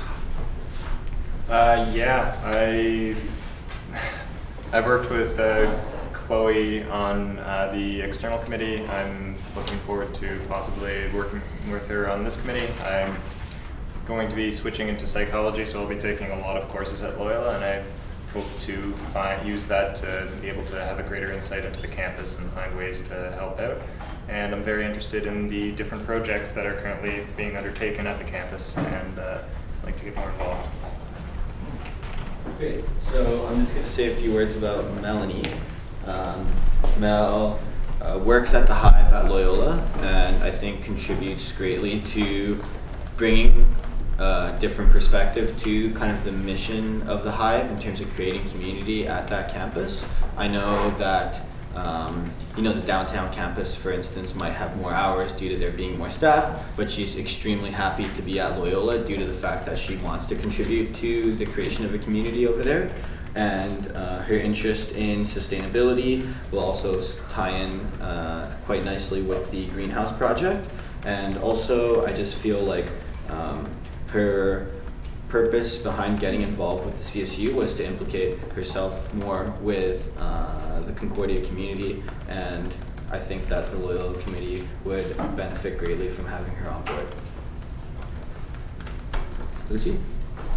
Hi. I actually sat on Loyola committee last year as well, and it's something that I did enjoy. I'm not a Loyola student, but my job is out at Loyola. So I work at the radio station, my office is down there. I spent a lot of time at Loyola, so I've been able to see in my time at Concordia the disconnect between downtown and Loyola, because I study on one campus and I work out on the other, and so I find a lot of my colleagues don't really know what Loyola is about. So that's been really fun for me last year to try and help build a viable Loyola culture, and something I would like to continue, especially with the greenhouse project, and now that there are more student initiatives. So we now have another student cafe at Loyola with the Hive. Now Loyola is great, and I would love to sit on this committee, considering I spend so much time there. And I'm rambling right now, so I'm just gonna stop, but I love Loyola. Thank you. All right, so we're opening up to just general motivations. Anyone would like to speak in favor? Yep, Bree. I'd like to motivate for Melanie. I've worked with her in the past. She's a great worker. When she's really passionate about something, she's really dedicated and she gets things done. So she's also the only person on the board who doesn't have a position on a committee right now. So I would really be, I'm motivated for her. So yeah. Thank you.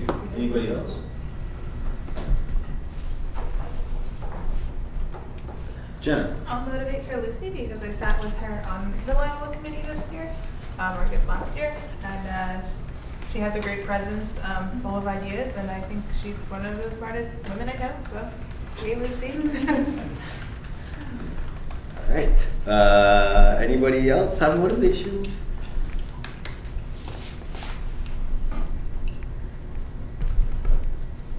No? All right, so let's go into the roll call vote here. I've got the names pre-written, so I don't have to take a pause. Lucy? I abstain. All right, Fatty? I abstain. Yeah. Lucy, TJ, Michael, and Melanie.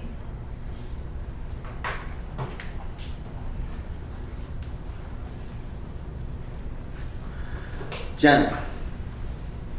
Lucy, TJ, Marcus, and Michael.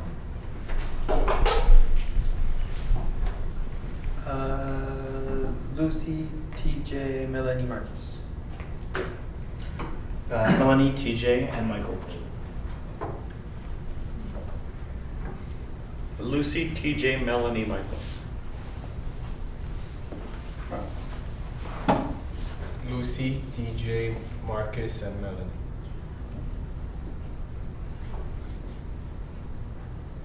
TJ, Melanie, and Michael. Lucy, TJ, Melanie, Michael. Lucy, TJ, Melanie, Michael.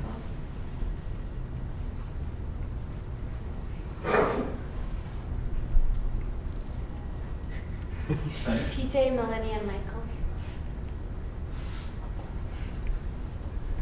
Abstain. Sorry, Fatty. Dustin? Lucy, Melanie, Marcus, and Michael.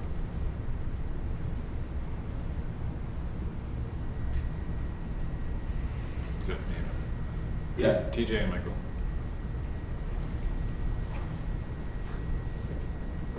Abstain. Okay. Lucy, TJ, Marcus, Michael.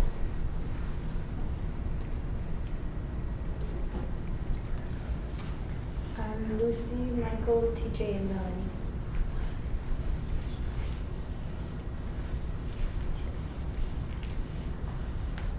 Okay. Abstain. Awesome. Abstain. Alright.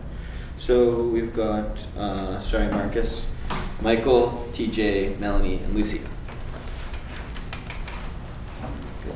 So we're just gonna go back to appointments.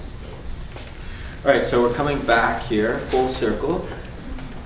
And we're back to appointments. I don't think anyone's forgotten what the committee description is. So let's just go, unless there's questions. Yeah, Marcus? Sorry, I just wanted to say that I'm somewhat unceremoniously making my exit from the meeting. I have not submitted any reasons, so this is completely out of order. I apologize, I didn't realize it was going to last this long. I have a midterm tomorrow morning. And I'm not rage quitting because I didn't get appointed to it.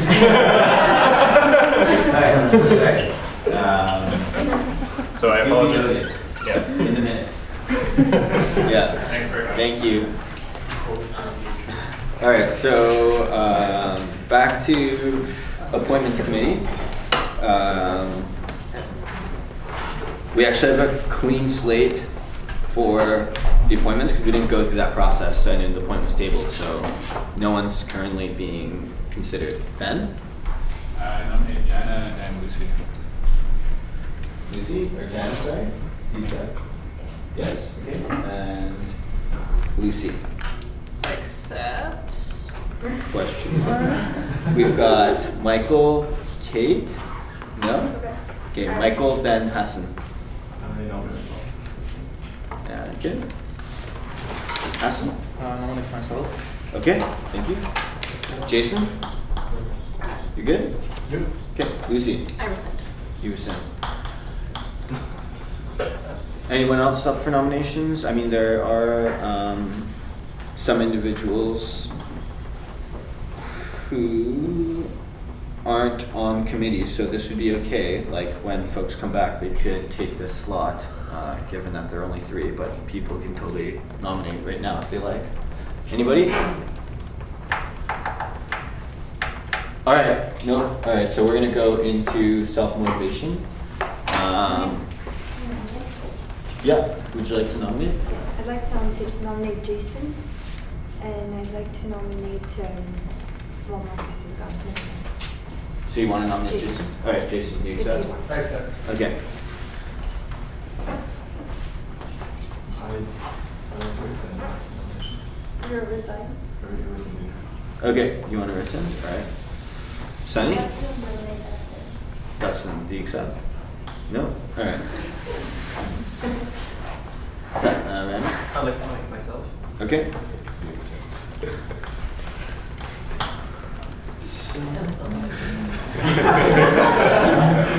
Who wants to rescind? Okay. Wait, so there's 4 spots, right? There's 4 spots. There is someone who doesn't sit on a committee though, so I encourage, you know. anyone- Zoe, right? Yeah, but she's not here to accept it. So that's true. All right, so let's go.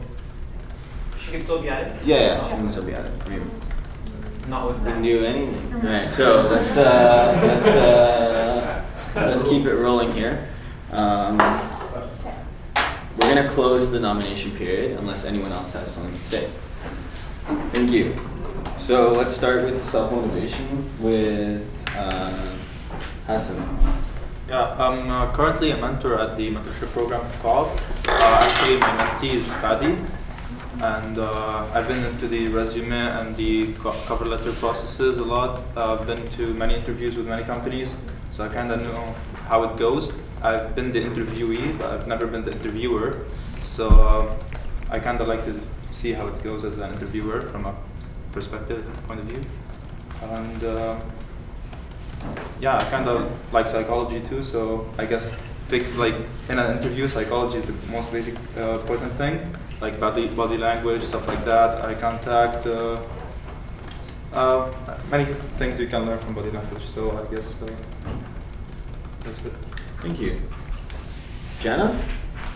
So I'm similar to Hassan. I'm a member of the Co-op Institute. I'm currently in my third work term, so I've been through a lot of interviews. I've also attended a lot of interview seminars and resume writing and interview techniques. So I think I know how they should be written and can fairly evaluate them. That's pretty much it. Thanks. Jason? It was an appointments committee last year, and unlike the members who spoke before me, I used to do interviews at Bombardier for people who wanted to take part in the technical publications program. And from being on the other side of the table, I learned a different perspective of what it's like to go through an interview. I personally like to adopt a much more friendly environment where the person can come and express themselves and provide more time for them to speak about their experiences and anecdotes. So for me, I think I'd be a great addition to the team and give a different perspective on what it's like to the interviewing process. Thank you. Remy? I just feel like joining the committee to learn more about the available positions at school that the CSU offers. And yeah, that's about it. Thank you. So during the motivation period, you had a speakers list started. Ben? I just have a question for the people. Maybe each person could answer. So this committee obviously is really important for appointments to university bodies. So necessarily you would hope that there's an understanding of university bodies within the committee enough, or that there's going to be a sufficient amount of understanding for how university bodies function, things like this, so the kind of candidates that are being looked for. Also, I guess I don't really have a question, but I feel as though I have some concern about this. And as regards kind of creating a safe space, while I understand the intention of creating a safe space in an interview process, often when we're on committees with the university, we need to be capable of asserting ourselves and being able to take a position and represent student interests. So I just wanted to add that to the discussion as we go through this, so that maybe people can speak to how they could respond to that context. It's not really a question though, but anyways. Okay, I think I can try and formulate that. So given the various contexts that appointments committee interfaces with various bodies of the university, both administrative and student oriented, how does your knowledge apply to making the right recommendations? Starting with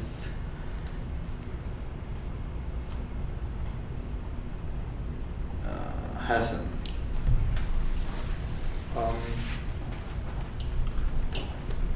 You mean the university bodies as like different? Can you like? No problem. elaborate So on things? yeah, various times throughout the year there are appointments that get made. Some of them are to deliberative bodies that deal with administration or their faculty members, and others are more exclusively student groups. Yeah. So just from what was said before, I feel like there's different kinds of skill sets, and there's a certain need for students to be firm in the positions that they have, because it can be intimidating when you're engaging with like high-level administrators or people who have a lot more information than you. So how does your familiarity with this landscape allow you to make sound recommendations from the committee? Well, obviously, if you mean the interviewee has more knowledge than me in that thing? No, I'm saying like, let's say the thing that you're trying to appoint someone to, you're very unfamiliar, let's say, with what's required of those positions, you know? Okay. Yeah. So I guess in advance, everybody should be like prepared for what he's gonna face or she's gonna face. So I guess preparation for as an interviewer also is part of the program for that position. I guess preparation and practice makes perfect. That's it. Okay, thank you. Jana? I'm sorry, I'm still confused. Are you asking what you would do, considering the fact that there are other people interviewing that have more experience? I'm not sure if it's Maybe I'm not formulating this correctly. So you're interviewing people to appoint them onto a diverse set of representative functions. And some of those have to do with exclusively dealing with student groups, right? So you might be more familiar with them. And others have to deal with things that you are less familiar with and things that require certain level of competencies from the candidates. And you may be unfamiliar with the nuances of what would make a good candidate. So, or maybe you do, right? I'm not sure of your knowledge of the university. But knowing these kinds of challenges, how would you be able to make sound recommendations to council in terms of appointing recommendations, or recommending appointments, sorry? So obviously by learning about what I'm interviewing for. I mean, I don't expect the person that's in front of me to know more about the position than me. It's a responsibility, and this comes as part of the responsibility that I have, is to know what I'm interviewing him or her for. So it should be fair. Thank you. Jason? The current method we use, I find, doesn't best capture the requirements we expect, not only of ourselves, but the candidates. So internally, what we did last semester was we had the previous CEO, sit in, not only for the interview, but for the formulation of the questions, to make sure we have the right candidate for the right position.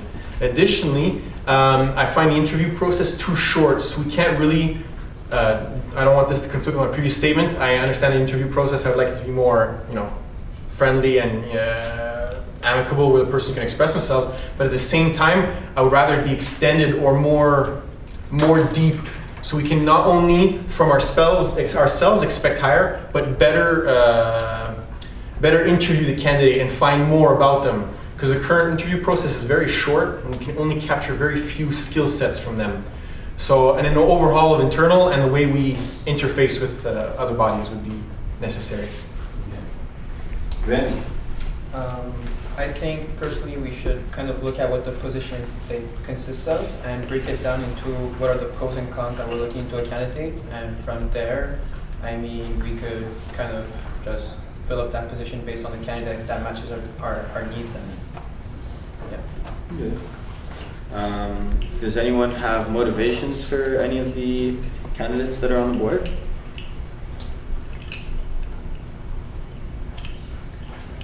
All right, let's go into a roll call then. Lucy. All four. Okay. Fatty. All four. Okay. Jana.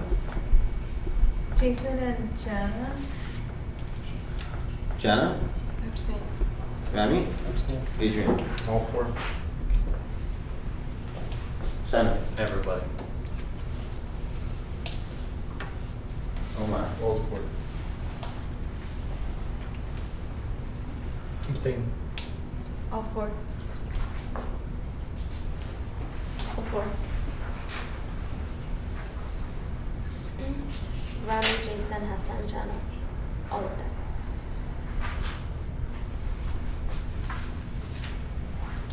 them.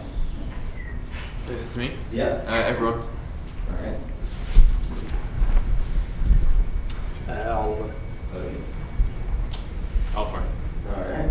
All four. All right. Thank you. Jason? Okay. Alright, so congratulations, Hassan, Jana, Jason, and Rami. Okay, so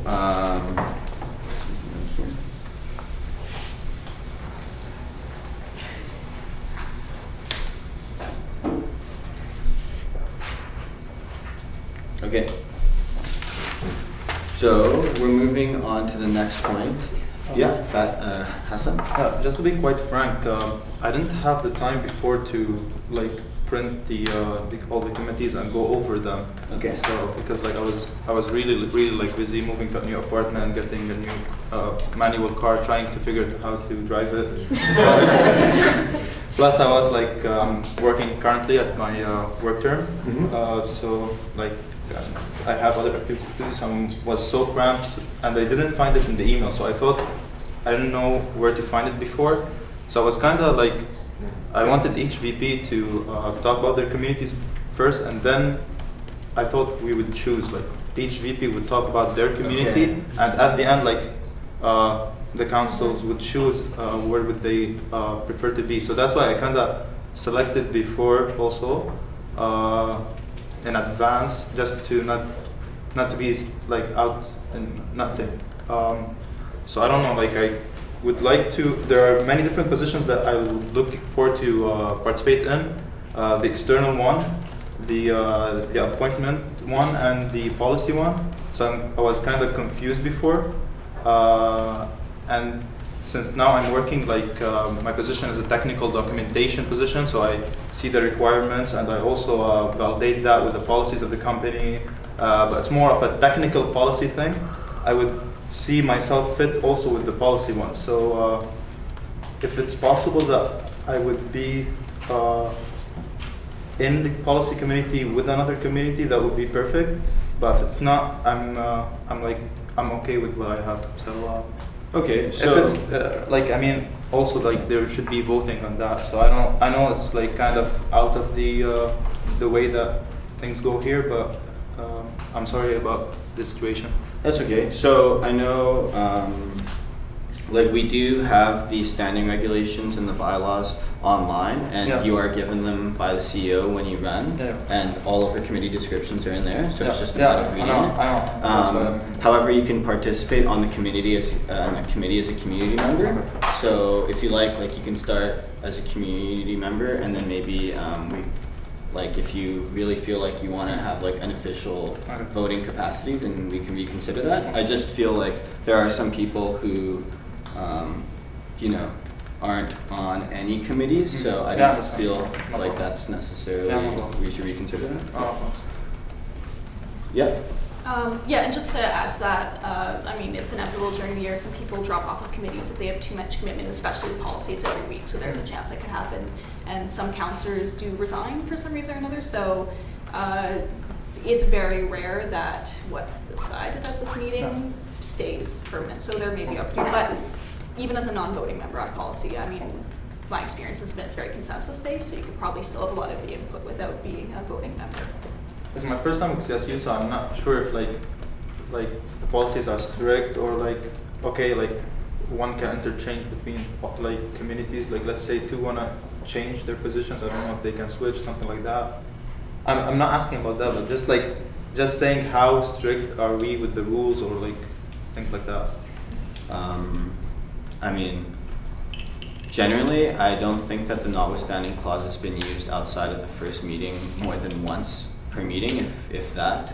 Like, I think this is an exceptional case. Like, just for instance, in the previous year, we only used the notwithstanding clause once to form a committee, and that was due to a tie in the vote.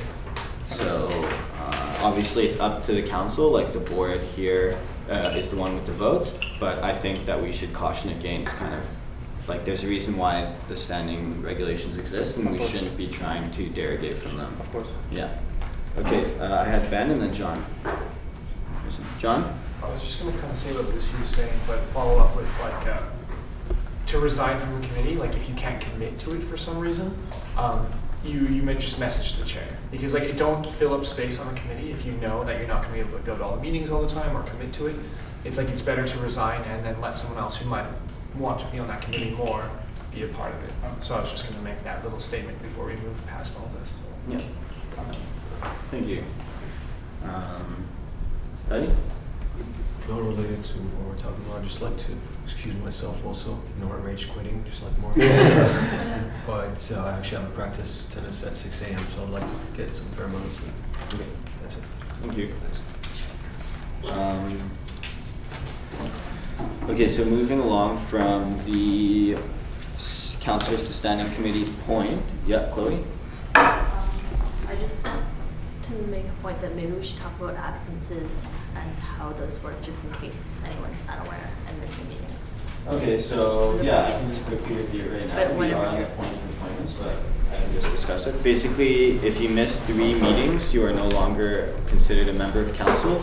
If you leave to a meeting, or leave from a meeting, or come to a meeting where you've missed 90 minutes of the meeting, it's considered an absence. So if you are going to be absent, you have to send your regrets into the chair, and at which point council will consider whether or not to consider your absence as being one that should count or one that shouldn't. It's in the standing regulations. It outlines what qualifies as a legitimate absence and what doesn't. And yeah, I mean, I know that typically, do you know at the time when councilors leave? Like No, if people are no, leaving? sorry. Okay, No. so. Usually the chair does that. Yeah, so usually the chair does that. I think that it's okay given that we don't have very much left on the agenda. I doubt we're going to go for another 90 minutes. So, yeah, we're also mandated to finish at midnight. This is from a previous motion from years past, many moons ago. I said from years past. Many moons ago. Last year. Okay, so just a quick informational point about absences. Thanks, Chloe. I know that some folks here aren't familiar with all the regulations. 6 Yeah, so it's in the it's standing regulations 60 through 66. If you want to take a gander. So next we have the appointments as signing officers. Finance first? No, so at the start of the meeting we tabled some points. So the signing officers essentially are, I'm just going to introduce the point. They approve kind of the production of checks, like checks get approved but they need signing officers on them before they can be distributed. Usually an eye for detail is appreciated. Also, not just being on campus, like some people are on campus a lot, but being available to be in the office. You work with the accountant and the general manager. Also the VP Finance, obviously. And the signing officers, if they aren't accessible, then it kind of slows the flow of the organization in terms of meeting our commitments financially, so that can be problematic. There's 3 positions open for signing officers, so I guess we'll just go with a similar process in terms of nominating, motivating, and voting. So yeah, Ben, then Omar. I just nominate the president, so nominate Terry and Lucy. You accept Lucy? Yes. Okay. Do you accept either? Of course I do. Yes, it's kind of essential. Okay, so Omar? Rami, please. Rami? Okay, please accept. Yeah. Okay, cards are going up here. Lucy, then Jason. I'd like to nominate Sunny. Okay, Sunny, do you accept? Okay, Jason? I'd like to nominate Simon. Simon? Accept. Okay.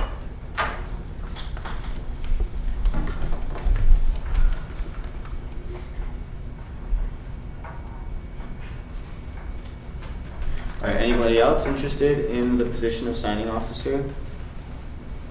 No? Alright, so let's enter the motivation phase. I don't think there's been a year where the president wasn't the signing officer, so I just think it's very helpful because the president is in the office very often. I have an attention to detail. I also think that I have a good working relationship with Robert, and he's the general manager, so this will just be another capacity in which we work together. That's it. Lucy? Okay, so I acted as signing officer the year previous, so I do bring in some institutional memory about process and about what to look out for.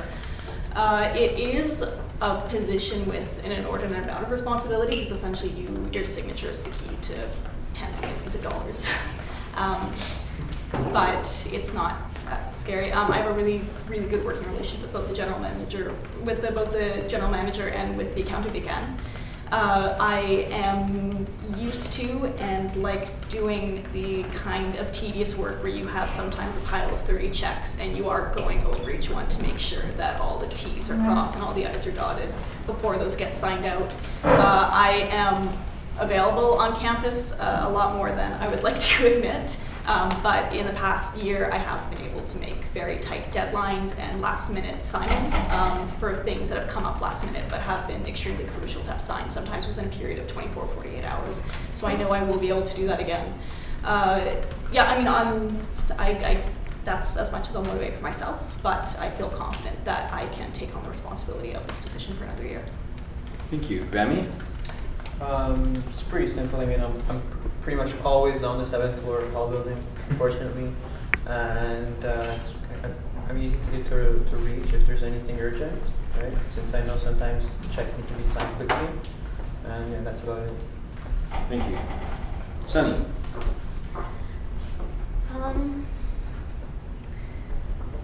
Well, I'm actually not gonna be on it, even though I love pens and signing, but I don't think I'll be there last minute, so I'm gonna actually sign off my name. Sorry for that.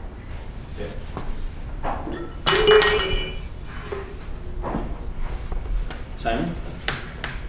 This would be a responsibility I wouldn't take lightly. Obviously, it would be my name. I live on campus, and I'm always around, and obviously you said not only for people to be on campus, but I'll always be available. A call and I'll be there in 5 minutes. I also have a very close attention to detail, and it'd be something I wouldn't take lightly. Thank you. All right, so let's go into general motivations. Ben? I can move to appoint Terry, just individually, as one of the 3 signing officers. Anyone second that? Rachel? Do you want to motivate? Yeah, I just wouldn't want to see it get lost in the. I just think the president really needs to be a signing officer, and it's kind of separate from the discussion of the other 2 positions. So I just figured we should just vote it in and then discuss the other 2 councillor positions. Any discussion? Rachel? I have a question. Yeah. Do all 3 signatures have to be on one check, or just one of the 3? 2. Any other discussion on the point? No? Alright, so all those 2 in favor of appointing, this is weird, myself as the signing off, one of the 3 signing officers.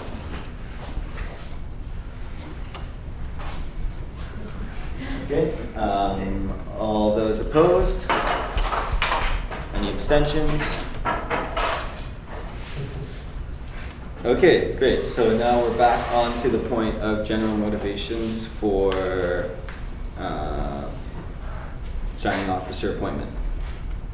Okay? Yeah, I have a question to all the 3 other candidates. How many committee are you part of? Just to make sure that there's no time conflict if you're part of auxiliary committees, in addition of having to be there 24 hours.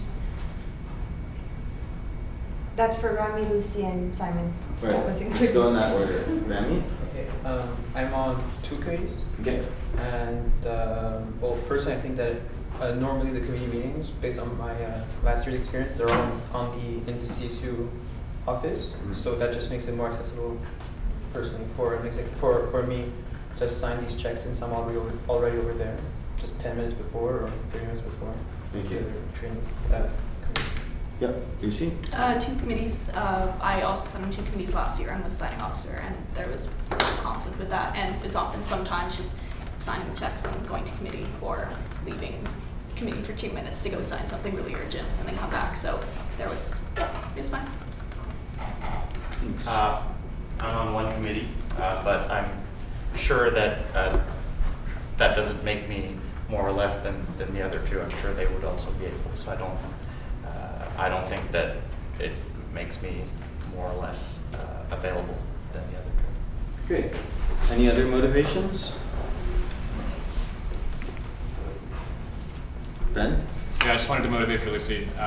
She was crazily available when it came to needing to sign checks, and that's one of the really important factors, obviously. I just wanted to attest to that because obviously, like, we were both signing officers this year, and it was actually really helpful for me in my role because it took away the responsibility for me to have to look over every single check, which allowed me to work on other things as well. So that was extremely helpful, and I'll leave it at that. Okay. Any other motivations?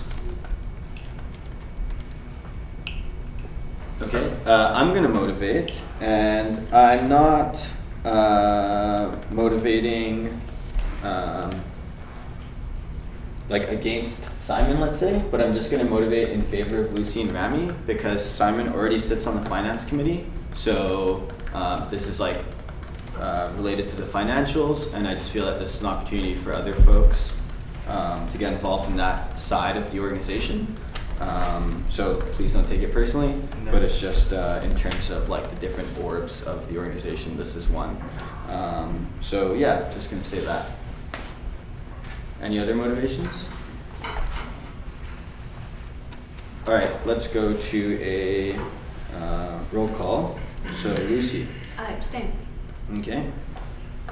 Jenna. I'm gonna abstain. Okay. Jenna. Do I vote for you or your? No, Lucy, Rami, or Simon. Rami and Lucy. Okay. Abstain. Okay. Adrian. Abstain as well. Okay. Simon. Abstain. Omar. Rami and Simon. Okay. Lucy and Simon. Okay. Rachel. Rami and Lucy. Okay. Lucy and Simon. Okay. Oh, Rami and Simon. Okay. Lucy and Simon. Okay. Rami and Lucy. Rami and Lucy. Hold on, can people slow down? Okay, go ahead. Rami and Lucy. Okay.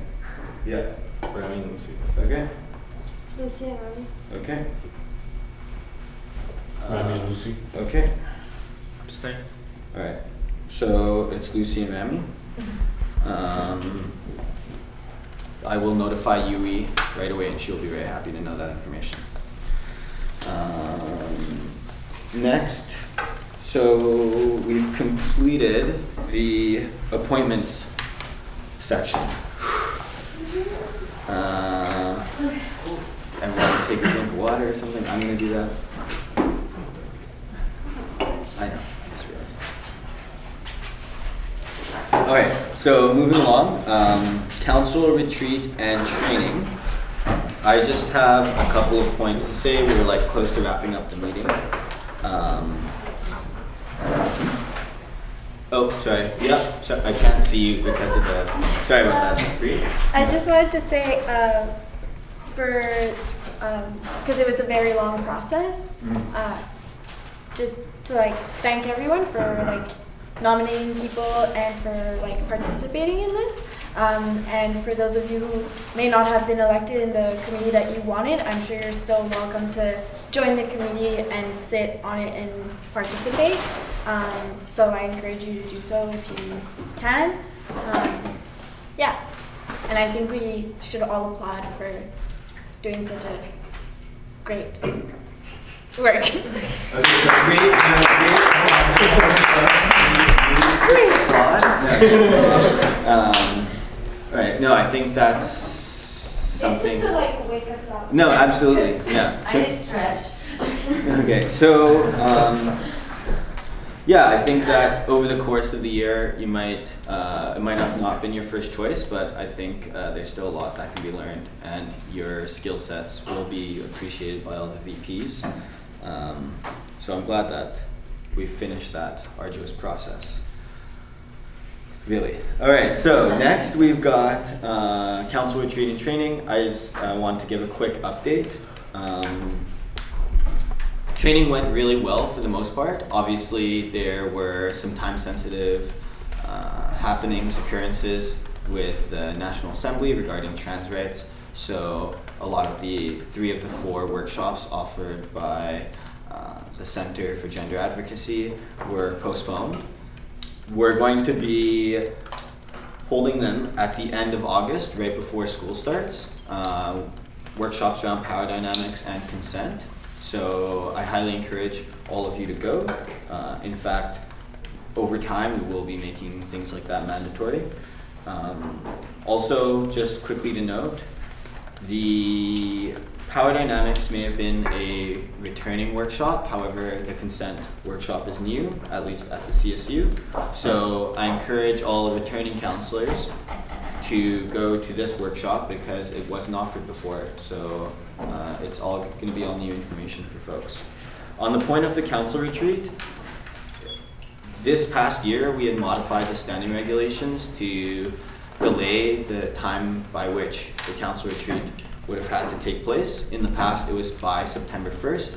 However, due to orientation being such a time constraint on the executives and the logistics behind organizing it, and in terms of attendance, students being away for the summer and coming back once school starts, we modified the standing regulations so that council retreat occurs by October 1st. So we're hoping to keep in line with that. Obviously, this past year, for folks who don't know, the council retreat ended up happening in November. Ideally, that won't be the case, but I'm sure that people will be understanding if it's not possible due to the fact that this year school starts a week later, actually. So orientation ends at the 3rd week of September. So I'm trying to send caution to that expectation being met, potentially just due to how 1 week after orientation being done, we would have to then go away again for council retreat. So we may be rediscussing that in the future, but before the school year starts, we'll have a very clear understanding of when that would be taking place. In terms of what council retreat is, it's just an in-depth opportunity to have an understanding of the projects that the executive will be working on, and usually we invite folks from the academic caucus or the judicial board, and they make presentations regarding the functions of their aspects of the organization. So if anyone between now and the end of the summer has any ideas for any topics or themes they would like to have discussed at council retreat in a setting where we're not all following Robert's rules per se, but we're all in the same space together, please let anyone on the executive know. We'd be very interested in hearing those ideas because it is an opportunity to get to know each other better in a less constrained environment. But does anyone have any questions about council retreat or training as of now? Patty? Well, it's not a question, it's more like an idea regarding training. This training I had a couple weeks ago, I found was really beneficial. I learned a lot from it. And I think it would be good to have some sort of similar event happening for the by-elections, because I found that if I would have had this training in November, I think I would have picked up much faster the dynamics of the CSU. Okay. Yeah, I personally thought about that, just a direct respond, and I think we've asked some of the workshop facilitators to provide us with the PowerPoints and things like that. so that we can disseminate them, but also just some of the more local things like CSU structures, Robert's Rules, or university structures, we can definitely revisit those things with newly elected councillors in the by-elections, should that be the case. Yep. Okay. Yep, just to add about the council retreat last year, I organized it and it was pretty successful. So if whoever, Lori, is organizing it needs help, I would volunteer to help you organize it and also conduct the training or share the knowledge I have about the training that took place last year. Sweet, thank you. That's duly noted in the minutes, so you'll be held accountable It's to it. fine. So, unless anyone has anything else to say, we're just going to move along to the next point about CSU email addresses and council communication. If that's okay. All right, so I just have a few things to say quickly about CSU email addresses and communication. Everyone here can have a CSU domain name email address. However, in the past, it's been the case where everyone has too many email addresses or points of contact, so a lot of folks have opted for just having their personal email accounts be the ones where they receive the council documents and have formal communication with the chairperson, with the secretary, or any of the executives. So I guess this is just an open announcement that if you really desire, because I know some councillors in years past have desired to have the @csu.qc.ca domain name, it is possible. Just get in touch with myself or an executive. But I know that from personal experience, that it might lead to just missing some of the documents due to the fact that the only person that you'd be receiving emails from is like the chair, for example. And just a quick point on council communication. We have opened up the Facebook account, and I think for now it's been working relatively well. People have been able to communicate with one another. I just encourage that we keep the discussions on Facebook to business that implicates council. We don't want to have it become kind of like an event promotion page, just because there are other avenues to do that. And given the fact that it's a secret group, it's a closed group in that sense, we don't really need to be promoting things that aren't related to council business.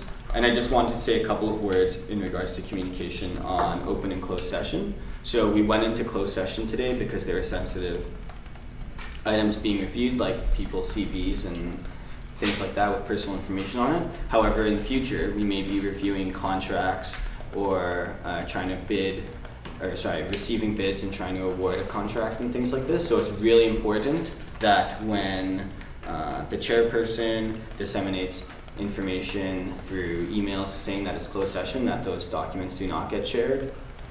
If you do use a public computer, like you borrow a laptop from the library, please make sure you delete the documents before shutting down the computer. Just some very basic security culture things. Because like I said, some of these items are very sensitive, and although we do have board insurance, we don't want to have to call upon the need to exercise the insurance we pay for. So just a quick note on that. Does anyone have anything to say? I know John had his placard up. Yeah, I was just going to say the whole not using the CSU email is something I did for 2 years. I just originally I used to set it up so I could immediately forward everything from the CSU email to my other email. And then the second year I just asked the chair to send it all to my normal Hotmail. And in the CSU email, things wouldn't download as a zip properly. It would download as a zip with a bunch of zips inside, and it was really confusing. And then on my Outlook or my Gmail, I could just keep them online in the air instead of downloading files all the time. So just it makes sense sometimes. But if you want the csu.qc.ca email, that's cool too. Just a suggestion. Does anyone have any other points they'd like to bring up? Are folks comfortable with Facebook being used as a tool for communication? I see only nodding heads. It might be because people are drowsing off. Oh, yeah, Layla? In terms of that email security, something that I just became aware of because I'm taking over the same position as a counselor at FASA. And so and clearly they use their FAFSA email to receive all their communications from the CSU, and that email gets passed on year by year. So now I have access to all of the previous documents. So I just wanted to like put that out there as if the emails that are being submitted for CSU things are emails that get passed on year to year. If you want to use an association email, that could be a security problem potentially. Just that those emails aren't yours forever. Right. Yeah, that's a really good point. Please use your own personal email. And if you don't have a personal email, it's always possible. You can open one up with the CSU. So it's not a problem. Sunny? All right. All right, so that concludes point 8. We're now into question period. So does anyone have any questions that they would like to ask? No? Announcements? Does anyone have any announcements? John, Gabe, Jason, Catherine. Okay, John. The first event I've been involved in as your sort of VP student life is happening this Friday. It's called On the Square. It's on Regis Hall Terrace. It's like a multimedia, cultural, ethno, music, some sort of event. There's like a lot of different types of music things that are being happening with EMAC, which is the Electroacoustics Student Association at Concordia. So there's like very cheap drinks and very cheap food and like free yoga sessions and weird electronic music performances happening all day on the Hive Terrace. So be sure to come and check it out. It starts at what time? Starts at 1 o'clock and it goes till 10. Thank you. Thank you. And now we have Chloe. I just wanted to mention to all of council, just so you're aware, Bree and I have been working quite a bit with the outgoing executive on the development of the greenhouse, and probably at our next council meeting we're going to be asking for some amount of money to hire a researcher / grant writer, just so that it's something on your thought. Am I allowed to make a second announcement, or should I put myself on the list again? My second announcement is I am currently on the external team, and the outgoing VP External Anthony has asked me to let you all know that he's organizing a conference with Eco something long in French about countering pipelines. External contre les Halieutiques. And it's a weekend-long conference on taking action against the Petro state. It should be super interesting. There's a Facebook page. It's free to students, so if you have time on the weekend and you want to come and be a part of it, there's going to be panels, there's going to be discussions, so if you want to be a part of that movement, all those on external who are going on to external, I really recommend for you to go to it. It will be a great weekend. I'll be there. So yeah. Great, thanks. Kate? Yeah, I just want to let you guys know I organize a clubs gala that's taking place tomorrow. This announcement is for the past executive of the CSU, the new executive of the CSU, and the past Clubs and Space Committee. The reason why is because we have a limited amount of people, and it's basically a gala where 2 members of each club are invited. So the councillors that would correspond would be Terry, Rodney, and John, that were part of the Clubs and Space Committee.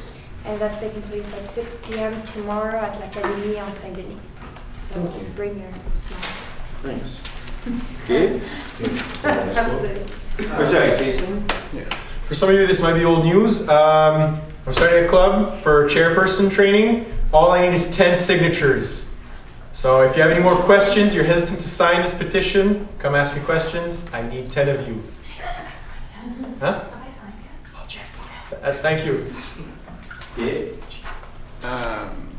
I wanted to mention that all those people that applied to external committee, right after this meeting, we're having our first meeting. So stick around, we're going to talk. So that's that. And the second thing is, after that, if people are interested, probably get beers at Grumpy's if people want and are still motivated. Today? Yeah. Is it right now? So that's it. Are there any more announcements? Concordia? Yeah. But I mean, if you want to make an announcement.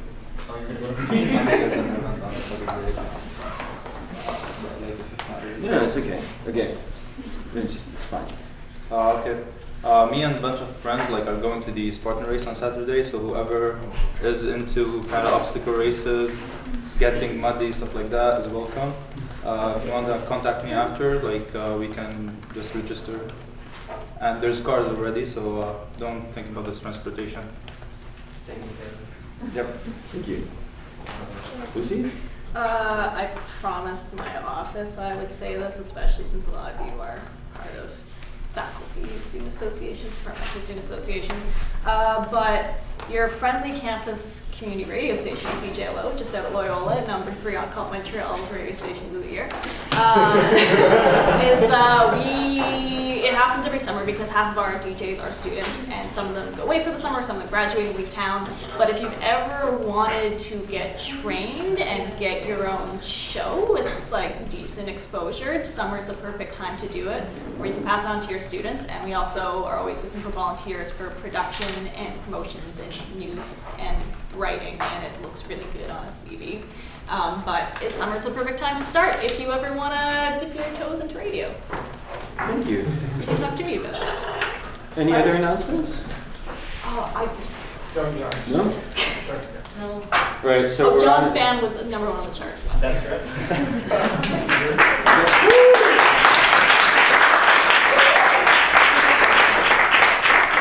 I don't know what they're called. We had a motion to adjourn. Is there a second? Daddy? All those in favor of adjourning? Aye. I'm kidding, I can't do it. All those opposed? Abstentions? Thank you. Really great job. Oh, placards. 10 signatures.